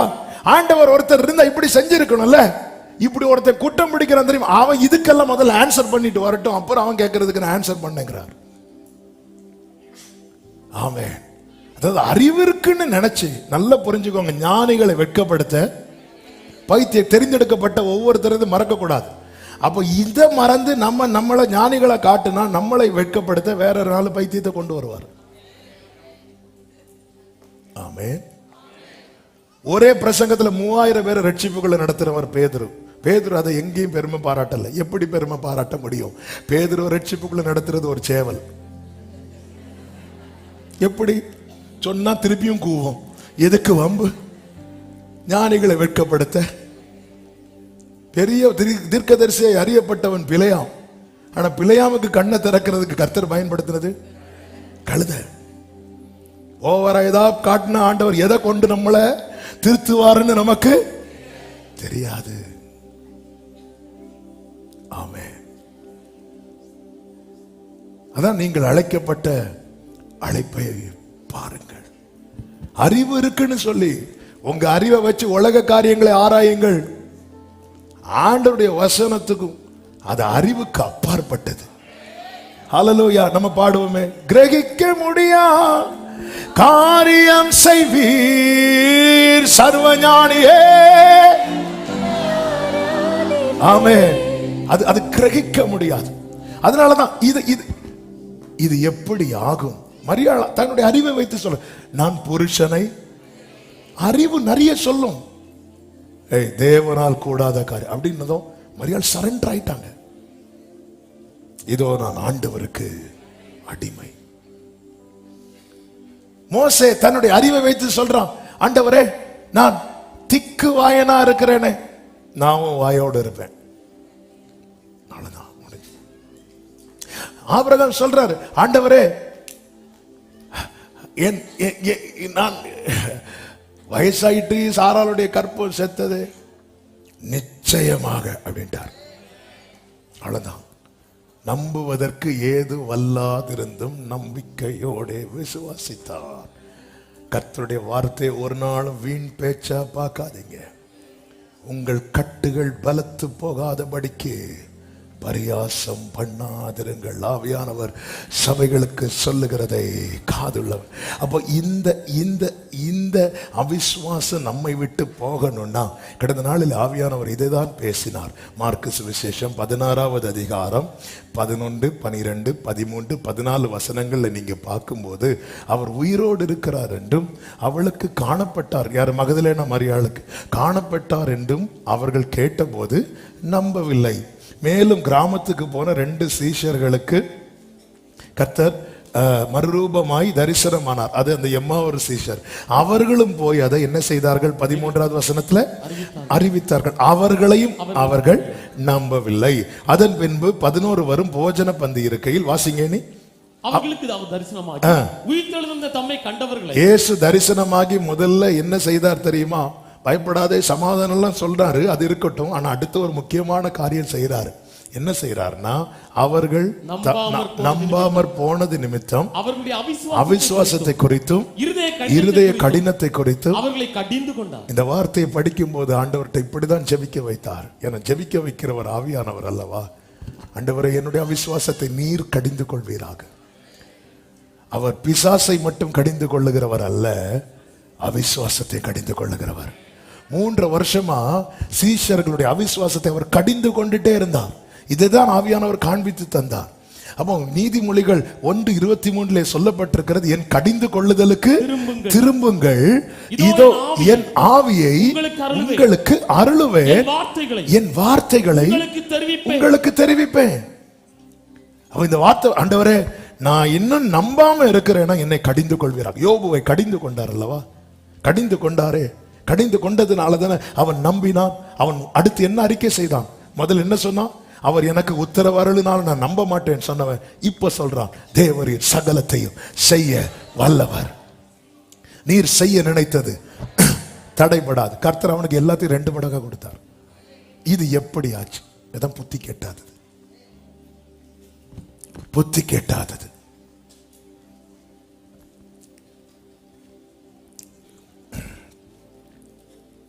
விசுவாசி அவன் என்றும் பதறான்.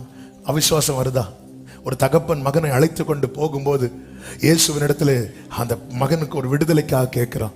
இயேசு சொல்றார், விசுவாசித்தால் ஆகும், விசுவாசிக்கிறவனுக்கு எல்லாம் கூடும் சொல்லும் போது, ஆண்டவரை விசுவாசிக்கிறேன், ஆகிலும் என் அவிசுவாசம் நீங்கும்படி ஆண்டவர்கிட்ட சொல்லுங்க, ஆண்டவர் என்னுடைய அவிசுவாசத்தை கடிந்து கொள்வீராக.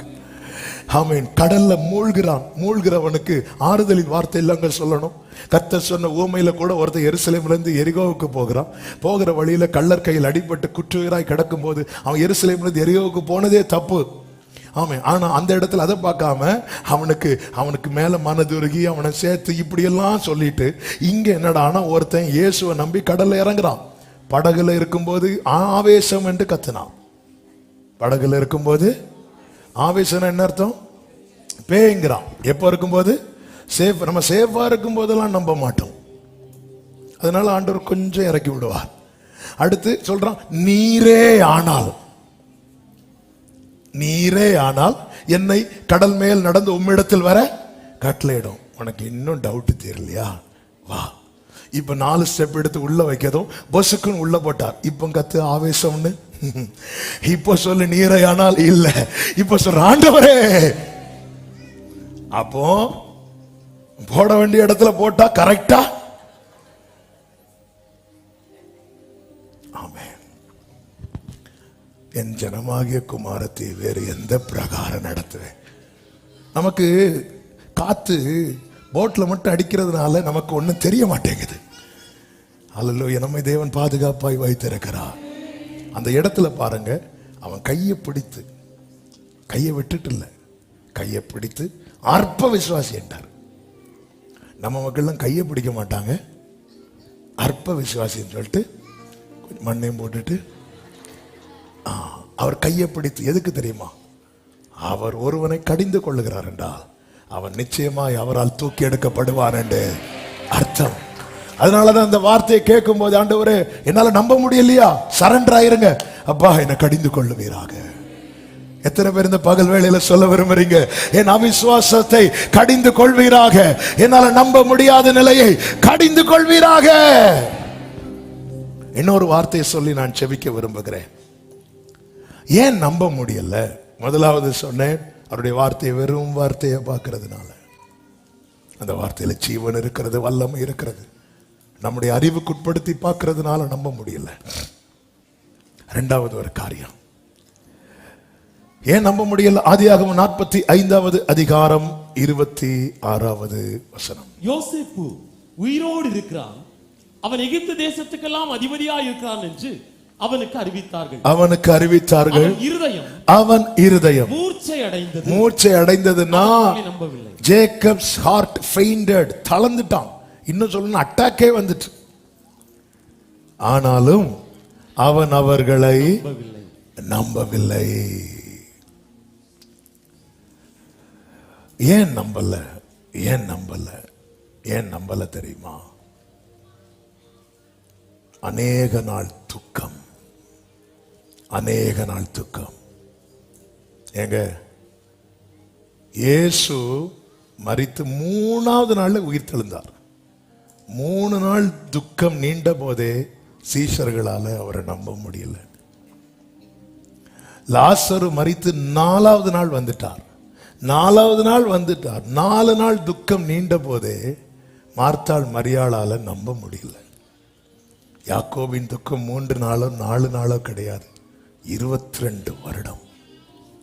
ஆதியாகமம் 37ல இவர்கள் அந்த யோசேப்பின் வஸ்திரத்தை ஒரு மிருகத்தினுடைய இரத்தத்தில் தோய்த்து கொண்டு வந்து யாக்கோபினிடத்தில் காட்டின போது 33ல சொல்லப்பட்டிருக்கிறது, யாக்கோப் அதை கண்டு, இது என் குமாரனுடைய அங்கிதான், ஒரு துஷ்ட மிருகம் அவனை பட்சித்து போட்டது. யோசேப்பு பீருண்டு போனான் என்று புலம்பி தன் வஸ்திரங்களை கிழித்து தன் அறையில் ரெட்டு கட்டி கொண்டு அநேக நாள் தன் குமாரனுக்காக துக்கித்து கொண்டிருந்தான். அடுத்த வசனத்தில் சொல்லப்பட்டிருக்கிறது, அவனுடைய குமாரத்திகள் எல்லாரும் அவனுக்கு ஆறுதல் சொல்ல வந்து நின்றார்கள். ஆனாலும் அவன் ஆறுதலுக்கு இடம் கொடாமல் அழுது கொண்டிருந்தான். இடம் கொடுக்கல. துக்கம் என்ன செய்து தெரியுமா? ஆறுதலுக்கு இடம் கொடுக்கல. அநேக துக்கம். அதனாலதான் விதைக்கிறவ உவமை சொல்லும் போது கவலைகளையும் சொல்லுவார். ஆறுதலுக்கு இடம் கொடுக்கல. இப்படி 1 நாள் 2 நாள் இல்லை, அநேக நாள்.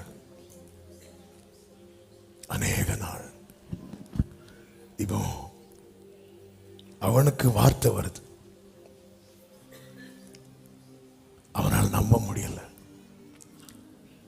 அந்த இடத்துல யோசேப்பு 3 காரியத்தை செய்கிறான். ஒன்று என்ன தெரியுமா? நீங்க போய் அப்பா கிட்ட சொல்லுங்க, என்ன யோசேப்பு உயிரோடு இருக்கிறான்னு சொல்லுங்க. 2 என்ன தெரியுமா? நீங்க போய் அப்பா கிட்ட சொல்லுங்க, என்ன அவன் எகிப்துக்கெல்லாம் அதிபதியா இருக்கிறான். 3 என்ன தெரியுமா?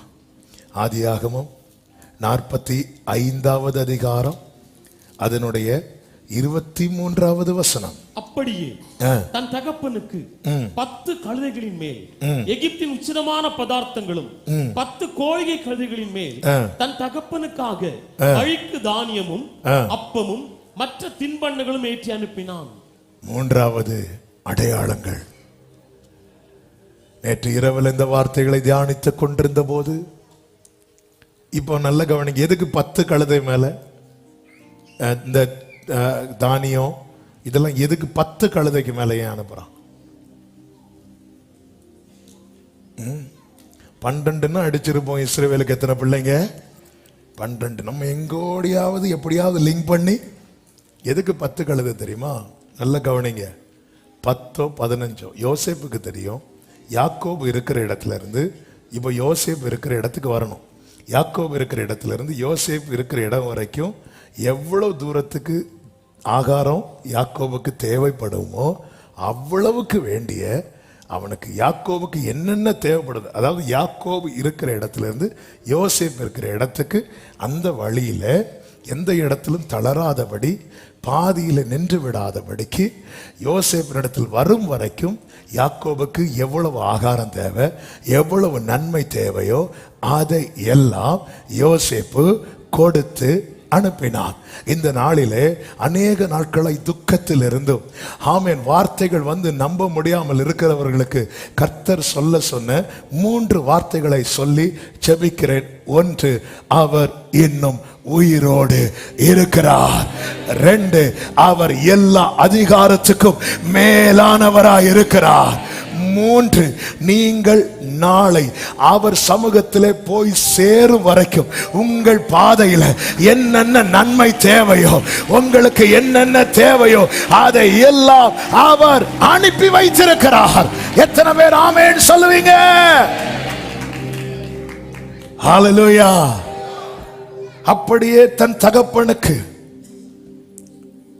இங்கிருந்து பேர்சபாவிலிருந்து எகிப்து வரைக்கும் போக எவ்வளவு தூரம்னு யாக்கோபுக்கு தெரிகிறதை விட இங்கிருந்து போன யோசேப்புக்கு தெரியும். யோசேப்பு முந்தி பயணித்தவனே. அதுபோலதான் நம் ஆண்டவராகிய இயேசு கிறிஸ்து அந்த திரைக்குள்ளே நமக்கு முன்னோடினவர் பிரவேசித்திருக்கிறார் என்று எபிரேயர்ல சொல்லப்பட்ட அவருக்கு தெரியும் நமக்கு இன்னும் எவ்வளவு டிஸ்டன்ஸ் இருக்குன்னு, எவ்வளவு தூரம் நம்ம பயணிக்க. பாதியில விட மாட்டார். ஆமென். ஆண்டவரே வயசாகுது ஆண்டவரே. ஆமென். இல்ல இல்ல ஆமென். காலம் என்ன காலம் தெரியுமா? பஞ்சகாலம். பஞ்சகாலம். யாக்கோபு இருக்கிற இடத்துல இருந்து இந்த யாக்கோபு நாளைக்கு எங்க வர போறான்? யோசேப்பு. அப்ப அவ்வளவு தூரத்துக்கு யாக்கோபுக்கு என்ன தேவையோ அதை எல்லாம் யோசேப்பு கொடுத்து அனுப்புவான் என்றால் உங்களுக்கு இன்னது தேவை என உங்கள் பரமபிதா அறிந்திருக்கிறார் என கேட்கிற சபையே, இந்த சத்தத்தை காது கொடுத்து கேள். நீ அவர் சமூகத்தில் போய் சேரு மட்டும் உன் வாழ்விற்கு என்ன தேவையோ அதை எல்லாம் பரத்திலிருந்து நம்புறவங்க மட்டும் எப்படி உங்களுக்கு தேவனை மகிமைப்படுத்த தோணுதோ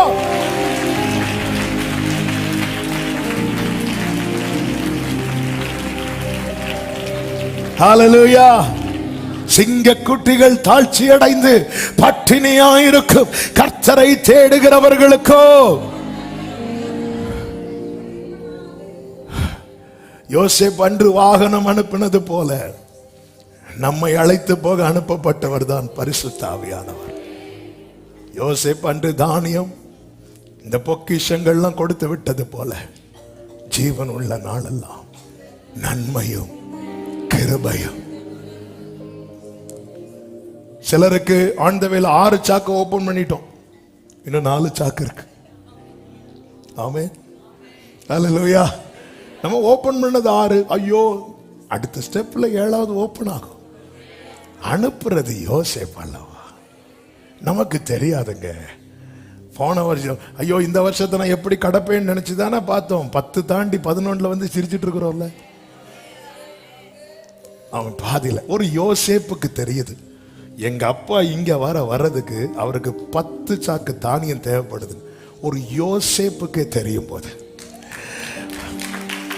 ஆராய்ந்து அறிந்திருக்கின்றேன், சுற்றி சுற்றி சூழ்ந்திருக்கின்றேன், நான் அமர்வதோ நான் அப்பா அப்பா நம்புறேன்பா.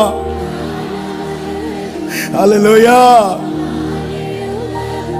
எப்படி நான் ஹேண்டில் பண்ண போறேன், எப்படி எப்படி எப்படி இதை சமாளிக்க போறேன். ஆமென். இதுவரை கொண்டு வந்துட்டார். எத்தனை பேர் நம்புறீங்க? எத்தனை பேர் நம்புறீங்க? எத்தனை பேர் நம்புறீங்க? என் ஓட்டத்தில் நான் தனிமை இல்லை, நேசித்தவர். போதும், பாடிட்டே இருக்கலாம். ஆமென். நேற்று இரவில் இந்த வார்த்தை ஆவியானவர் செய்தியெல்லாம் எடுத்துட்டு இங்க வந்து ஜெபம் பண்ணிட்டு இருக்கும் போது இதை காட்டித்தாரா. பாருடாத. யோசேப்பு யாக்கோபை பெயர்சபாவில் என்ன பண்ணிட்டு இருந்தான்? ஆராதித்து கொண்டிருந்தான். பலி செலுத்தி கொண்டிருந்தா இன்னைக்கு 1000 பிரச்சனைகள். உங்க வாழ்க்கை இருப்பது பஞ்ச காலம்தான். ஆனாலும் அதை விட்டுட்டு வந்து ஆராதிச்சிட்டு இருக்கிறீங்கல்ல, நாளைக்கு அந்த அந்த யோசேப்பின் இடத்துல, நம் இயேசுவின் இடத்துல நாம் செல்வதற்கு, ஆமென், நமக்கு என்ன தேவையோ ஹல்லேலூயா சொல்லிட்டு சகோதரர்களுக்குன்னு தனியா கொடுத்துட்டார். கொடுத்துட்டு இது அப்பாக்குன்னு கொடுத்துட்டுன்னு சொல்லிட்டு 24 சொல்றாரு, மேலும் நீங்கள் போகும் வழியிலே சண்டை பண்ணி கொள்ளாதிருங்கள் என்று அவன் தன் சகோதரருக்கு சொல்லி அனுப்பினான். ஏன்னா அதாவது சகோதரர்களுக்குள்ள பங்குல சண்டை வராது, ஆனா அப்பா பங்குல சண்டை வரும். ஆமென் ஹல்லேலூயா. நம்ம எல்லாம் சுத்தி இருந்து சாப்பிட்டுட்டு இருக்கிறோம். நம்ம எல்லாம் வீட்டில் சிக்கன் வைங்களேன், சகோதரர்கள்லாம் சாப்பிட்டுட்டு இருக்கும்போது சகோதரர்கள் பிளேட்ல இருக்க சிக்கன் தீந்துட்டு, ஆனா அம்மா பிளேட்ல சிக்கன் இருக்கு. எல்லா கண்ணும் எங்க போகும் தெரியுமா? சகோதரர்களுக்கு ஏற்கனவே சாக்கு கொடுக்கும்போது சண்டை பண்ணாதீங்கன்னு சொல்லல. ஏன்னா இது அப்பாக்க பங்கு. அப்பாக்க பங்குனாலே கண்டிப்பா என்ன வரும்? சண்டை வரும். அழகா சொல்லி கொடுக்கிறார். நான் இது சொன்னதுனால டச் பண்ணேன். ஆனா இது எதுக்கு தெரியுமா இந்த வார்த்தை? இது அப்பாக்குரியது. இந்த 10 சாக்குல ஒரு சாக்கு கூட அவருக்கு மிஸ் ஆகக்கூடாது. அவருக்கு மிஸ் ஆயிட்டுன்னா எகிப்துக்கு முந்தின ஸ்ட்ரீட்ல யாக்கோபு ஃபெயிண்டாகி விழுந்துருவார். தேசத்தின் கானான் தேசத்தின் நன்மையை புசிக்கிறது வரைக்கும் மன்னா கொடுக்கப்பட்டது. எப்பொழுது தேசத்துல கால் வைத்து நன்மையை புசித்தார்களோ மன்னா நிறுத்தப்பட்டது. அப்ப ஆண்டவருக்கு தெரியும் இவனுக்கு எவ்வளவு காலம் நன்மையும் கிருபையும் தொடர பண்ண வேண்டும் என்று. தாயின் வயிற்றில் இருக்கும் போதே மரண போராட்டத்தை சந்தித்தவர்கள் உண்டு, டெலிவரி டைம் போராட்டத்தை சந்தித்தவர்கள் உண்டு, சின்ன வயசுல சந்தித்தவர்கள் உண்டு. அங்க எங்கேயும் ஓட்ட முடியாம இவ்வளவு தொடர காரணம் என்ன? பரத்திலிருந்து அவரிடத்தில் போய் சேர்வதற்கான நன்மைகள் நமக்கு அனுப்பப்பட்டு கொண்டு இருந்ததுனால. ஆமென் சொல்லுங்க பார்க்கலாம். ஹல்லேலூயா. இந்த 3 விஷயத்தை, துக்கம் அதிகரிக்குதா? இந்த 3 விஷயத்தை மனசுல வச்சிருங்க. என் மீட்பர் உயிரோடு இருக்கிறார். அவர் எல்லா அதிகாரத்துக்கும் மேலானவராக இருக்கிறார். அங்க போய் நான் நிக்கிறது வர எனக்கு இங்க வாழ என்ன தேவையோ அதை எல்லாவற்றையும் நன்மையான எந்த ஈவும் பரத்திலிருந்து உண்டாகி சோதிகளின் பிதாவினிடத்திலிருந்து இறங்கி வருகிறது. அடுத்த வார்த்தை எப்படி இருக்கும் தெரியுமா? அவரிடத்தில் யாதொரு மாறுதலும். வயசாச்சின்னு சொல்லி முதியோர் இல்லத்துல போய் சேர்க்கிறவர் அல்ல என் ஆண்டவர். இனிமேலும் நான் உன்னை ஏந்துவேன், இனிமேலும் உன்னை தப்புவிப்பேன். ஆமென் சொல்லுங்க பார்க்கலாம். இயேசுவை நம்புவே, நாளெல்லாம் நான் பின்பற்றுவேன், என்னை அவரிடம் வெட்கப்பட்டு. எல்லாரும் அப்படி எழுந்து நிற்கலாமா? எழுந்து நிற்கலாமா? ஹல்லேலூயா, ஹல்லேலூயா, ஆமென்.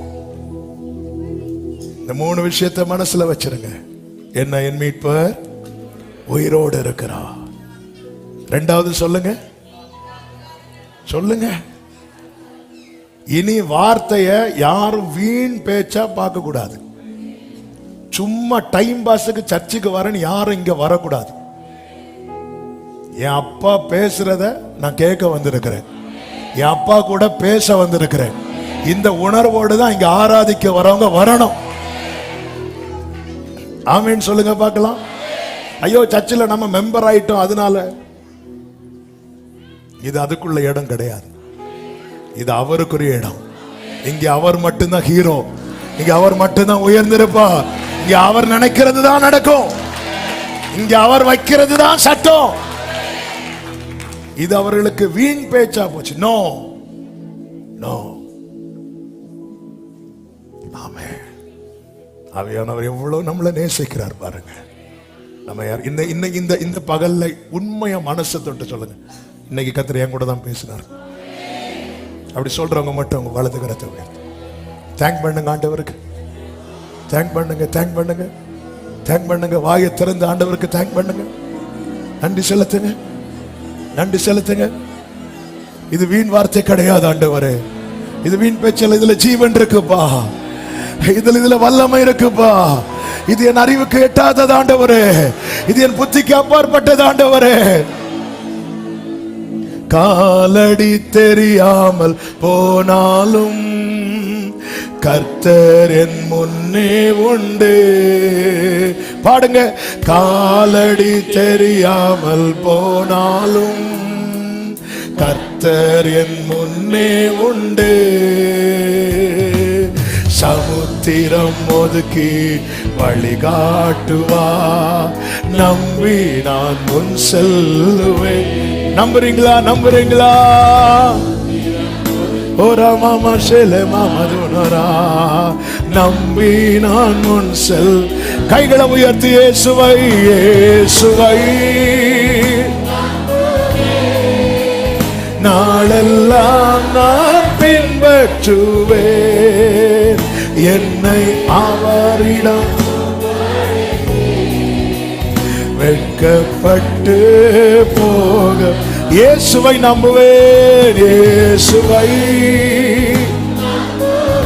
ஏராமாசே என்னை அவரிடம் ஒப்படைத்தேன். கொடுத்துருங்க, அப்படி கொடுத்துருங்க. வெட்கப்பட்டு வனாந்திரமே, வனாந்திரமே வாழ்க்கை ஆனாலும் எஸ் கர்த்தரின் பக்கம் உண்டு. வனாந்திரமே அப்பா பக்கத்துல உண்டு சகோதரா. கர்த்தர் நம்புறவங்க வலது கரத்தை உயர்த்தி இடது கரத்தை இருதயத்தில் வைத்து வேண்டியதை அவர் பார்த்து கொள்வார். நம்பி நான் முன் செல்லுவேன். பாதியில விட மாட்டார். இன்னும் ஓபன் பண்ண வேண்டிய சாக்கு இருக்கிறது. இன்னும் ஓபன் பண்ண வேண்டிய சாக்கு இருக்கிறது. இயேசுவை நம்புவேன். இயேசுவை ஓ ராமரே ஆமென். என்னை அவரிடம் வெட்கப்பட்டு போக மாட்டேன். எஸ் எஸ் எஸ் இயேசுவை நம்புவேன். இயேசுவை ரலமம் ரதனமம் ரதனலரம் ஆமென். என்னை ஹல்லேலூயா வெட்கப்பட்டு இங்கே நான் பரதேசியானாலும், இங்கே நான் பரதேசியானாலும் அங்கே ஒரு இடம் உண்டு.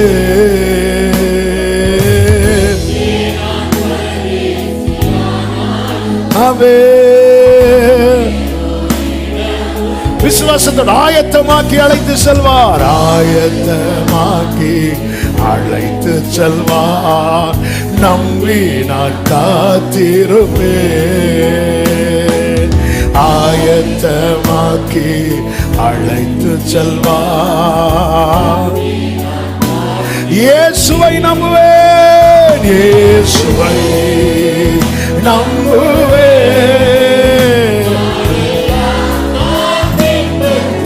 ஆமென். என்னை அவரிடம்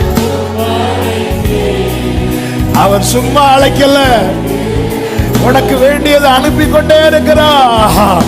ஒவ்வொரு நாளை நீ கடப்பது அவர் அனுப்பின நன்மையினால, ஒவ்வொரு நாளை காண்பது அவர் அனுப்பின கிருபையினால. ஓ ராமா ஷேலே மாமதரே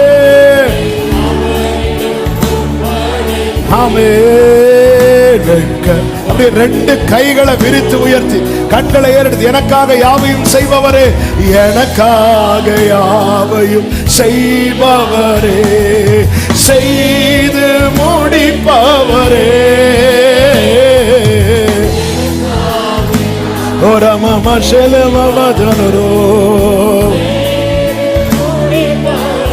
என் பாரங்கள், என் பாரங்கள் அப்படியே விட்டுருங்க, அப்படியே விட்டு கொடுத்துருங்க. என் சுமைகள் ஹல்லேலூயா என் பாரங்கள் என் சுமைகள் உம் பாதத்தில் இறக்கி வைத்தேன், உம் பாதத்தில் இறக்கி. ஹalleluya. யார் பாதத்தில் இறக்கி வைக்கிறீங்க தெரியுமா? உயிரோடு இருக்கிறவர் பாதத்துல, எல்லா அதிகாரத்துக்கும் மேலானவர் பாதத்துல, உங்களுக்காக யாவையும் செய்கிறவர் பாதத்துல. Come on church. ஏசையா ஏசையா உம்மை தானே என் முன்னே நிறுத்தியுள்ளே. ஆண்டவருடைய பிரசன்னம் இந்த இடத்தை மூடுகிறது. ஓ ரஹமா ஷெலமா மதனரா. ஏசையா ஏசையா அந்த நாமத்தை சொல்லுங்க. ஏசையா நீங்க இருக்கிறீங்கப்பா, நீங்க விட மாட்டீங்கப்பா, நீங்க விட மாட்டீங்கப்பா, நீங்க விட்டு கொடுக்க மாட்டீங்க.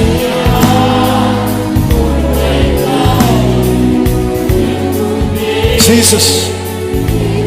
சபையை இந்த வார்த்தையை உங்கள் மனதில் குறித்து வைத்துக் கொள்ளுங்கள்.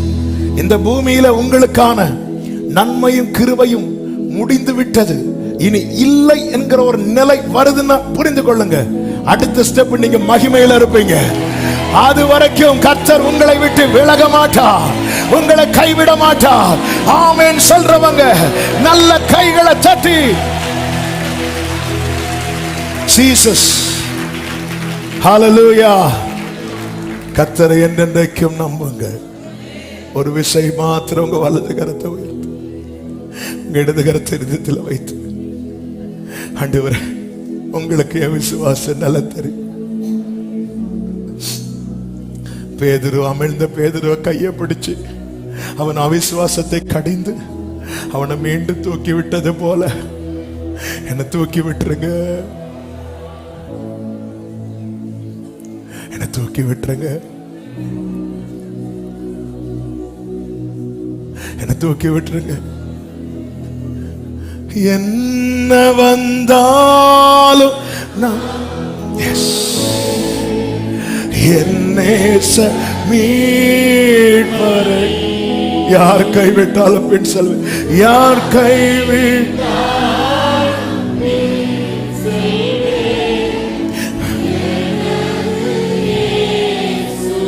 அகல ஆழ உயரமாய், அகல ஆழ உயரமாய் எவ்வள.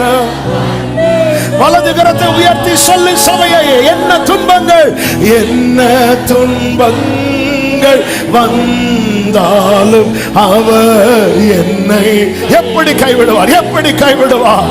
ஆமென். என்ன துன்பங்கள் வந்தாலும் இயேசு கைவிட மாட்டார், இயேசு கைவிட மாட்டார், நம் இயேசு கைவிட மாட்டார். ஆமென். இப்போ சபையின் சத்தம் கேட்கட்டும். காக்கும் வல்ல மீட்பர், காக்கும்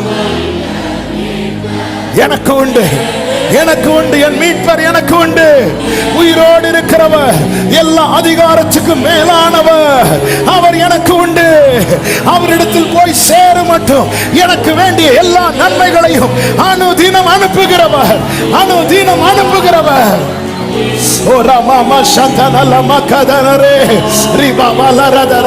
நல்ல கைகளை தட்டி முழு பலத்தோடு, முழு பலத்தோடு, முழு பலத்தோடு. Yes yes yes. ஹalleluya. ஷமகதனலரா. எஸ், கர்த்தர் நல்லவர். அதனாலதான் யோபு சொல்லுகிற, நான் போகும் வழியை அவர் அறிவார். அன்பு சகோதரா சகோதரி, பஞ்ச காலத்துல எங்கிருந்து இந்த தானியம் வருது? இது யோசேப்பின் இடத்துல இருந்து வருது. அதனாலதான் வேலைக்காரருடைய கண்கள் தங்கள் எஜமான்களின் கையை நோக்கி இருக்குமா போல் எங்கள் கண்கள் அப்போ உங்களை அப்படி ரெண்டு கையை உயர்த்தி கண்களை ஏறெடுத்து சத்தமா இயேசுவேன்னு சொல்லுங்க பார்க்கலாம். இன்னும் சத்தமா இயேசுவேன்னு சொல்லுங்க பார்க்கலாம். இன்னும் சத்தமா இயேசுவேன்னு சொல்லுங்க.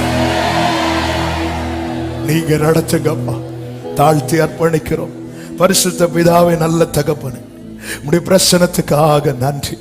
கிருபையாய் உங்க சமூகத்தில் கொண்டு வந்து ஆண்டவரை பாட துதிக்க ஆராதிக்க வைத்து எங்கள் நிலை அறிந்து எங்களோடு பேசி மங்கி இருந்த விசுவாசத்தை மீண்டும் தட்டி எழுப்பி கர்த்தர் எல்லாம் பார்த்து கொள்வாருங்கிற நம்பிக்கை எங்களுக்குள்ளே ஊட்டி எங்களை நடத்துகிற கிருபைகளுக்காக ஸ்தோத்திரம் ஆண்டவர். பல நேரத்துல எங்களுக்கு அறியாதத எங்களுக்கு அறிந்தது போல நாங்க பேசி விடுகிறோம். எங்களை மன்னிப்பீராக. உம்முடைய திட்டம் பெரியது. நீர் வார்த்தை மாத்திரம் அனுப்புகிறவர் அல்ல, எங்கள் வாழ்வின் பயணத்துக்கு வேண்டிய நன்மையும் சேர்த்து அனுப்புகிறவர். எஸ் லார்ட், உங்க பாதத்தில் எங்களை அப்படியே வைக்கிறோம், பணிந்து முத்தமிடுகிறோம். ஆண்டவரே, ஒவ்வொருவருக்காக ஆலயத்துக்குள்ள கீழே ஆன்லைன்ல எத்தனை பேர் ஆண்டவர் கண்ணீரோடு உங்க சமூகத்தில் இருக்கிறார்கள் என்பதை அறிவி. ஒவ்வொருவருக்குள்ளும் இந்த நம்பிக்கையை கர்த்தர் உறுதியாய் நிறுத்தி நடத்தி ஆசீர்வதிப்பீராக. ஆமென். யோசேப்பை பார்க்க யாக்கோபு புறப்பட்டார். அவன் வழியில யாக்கோபு சாகல. யோசேப்பை கண்டு கழுத்தை கட்டி பிடித்து ரொம்ப நேரம் அழுதாங்களாம் 2 பேரும். இதே போல நாளை மணவாளன் வரும்போது அவர் சமூகத்துல போய் அவரை கட்டி அணைத்து, அது மட்டும் உனக்கு என்னென்ன தேவையோ அதை தந்து நடத்துவார் சகோதரா, அதை தந்து நடத்துவார் சகோதரி. நீ கலங்காதே. இதுவரை உன்னை நடத்தவில்லையா? இதுவரை உன்னை நிறுத்தவில்லையா? இதுவரை உன்னை போஷிக்கவில்லையா? கர்த்தர் உண்டு. ஒவ்வொருவர் இந்த நம்பிக்கையில பலப்படுத்தும், கண்மணி போல காத்துக்கொள்ளும், சாட்சியாய் நிறுத்தும். மகிமை கனம் துதி ஸ்தோத்திரங்கள் அனைத்தும் ஒருவருக்கே செலுத்துகிறோம். இரட்சகர் இயேசுவின் நாமத்தில் பிதாவே, ஆமென். என் ஆத்துமாவே கர்த்தரை ஸ்தோத்திரி, என் முழு உள்ளமே அவருடைய பரிசுத்த நாமத்தை ஸ்தோத்திரி. என் ஆத்துமாவே கர்த்தரை ஸ்தோத்திரி, கர்த்தர் செய்த சகல உபகாரங்களை மறவாதே. ஆமென். நம்முடைய கர்த்தராகிய இயேசு கிறிஸ்துவின் கிருபையும் பிதாவாகிய தேவனுடைய அன்பும் பரிசுத்த ஆவியானவருடைய ஐக்கியமும் சிநேகமும் பாதுகாவலும் நம் அனைவரோடும் எல்லா பரிசுத்தவான்களோடு கூட கர்த்தருடைய வருகை மட்டும் தங்கி இருப்பதாக. ஆமென். ஹalleluya. God bless you. கர்த்தர் உங்களை ஆசீர்வதிப்பாராக. ஆமென்.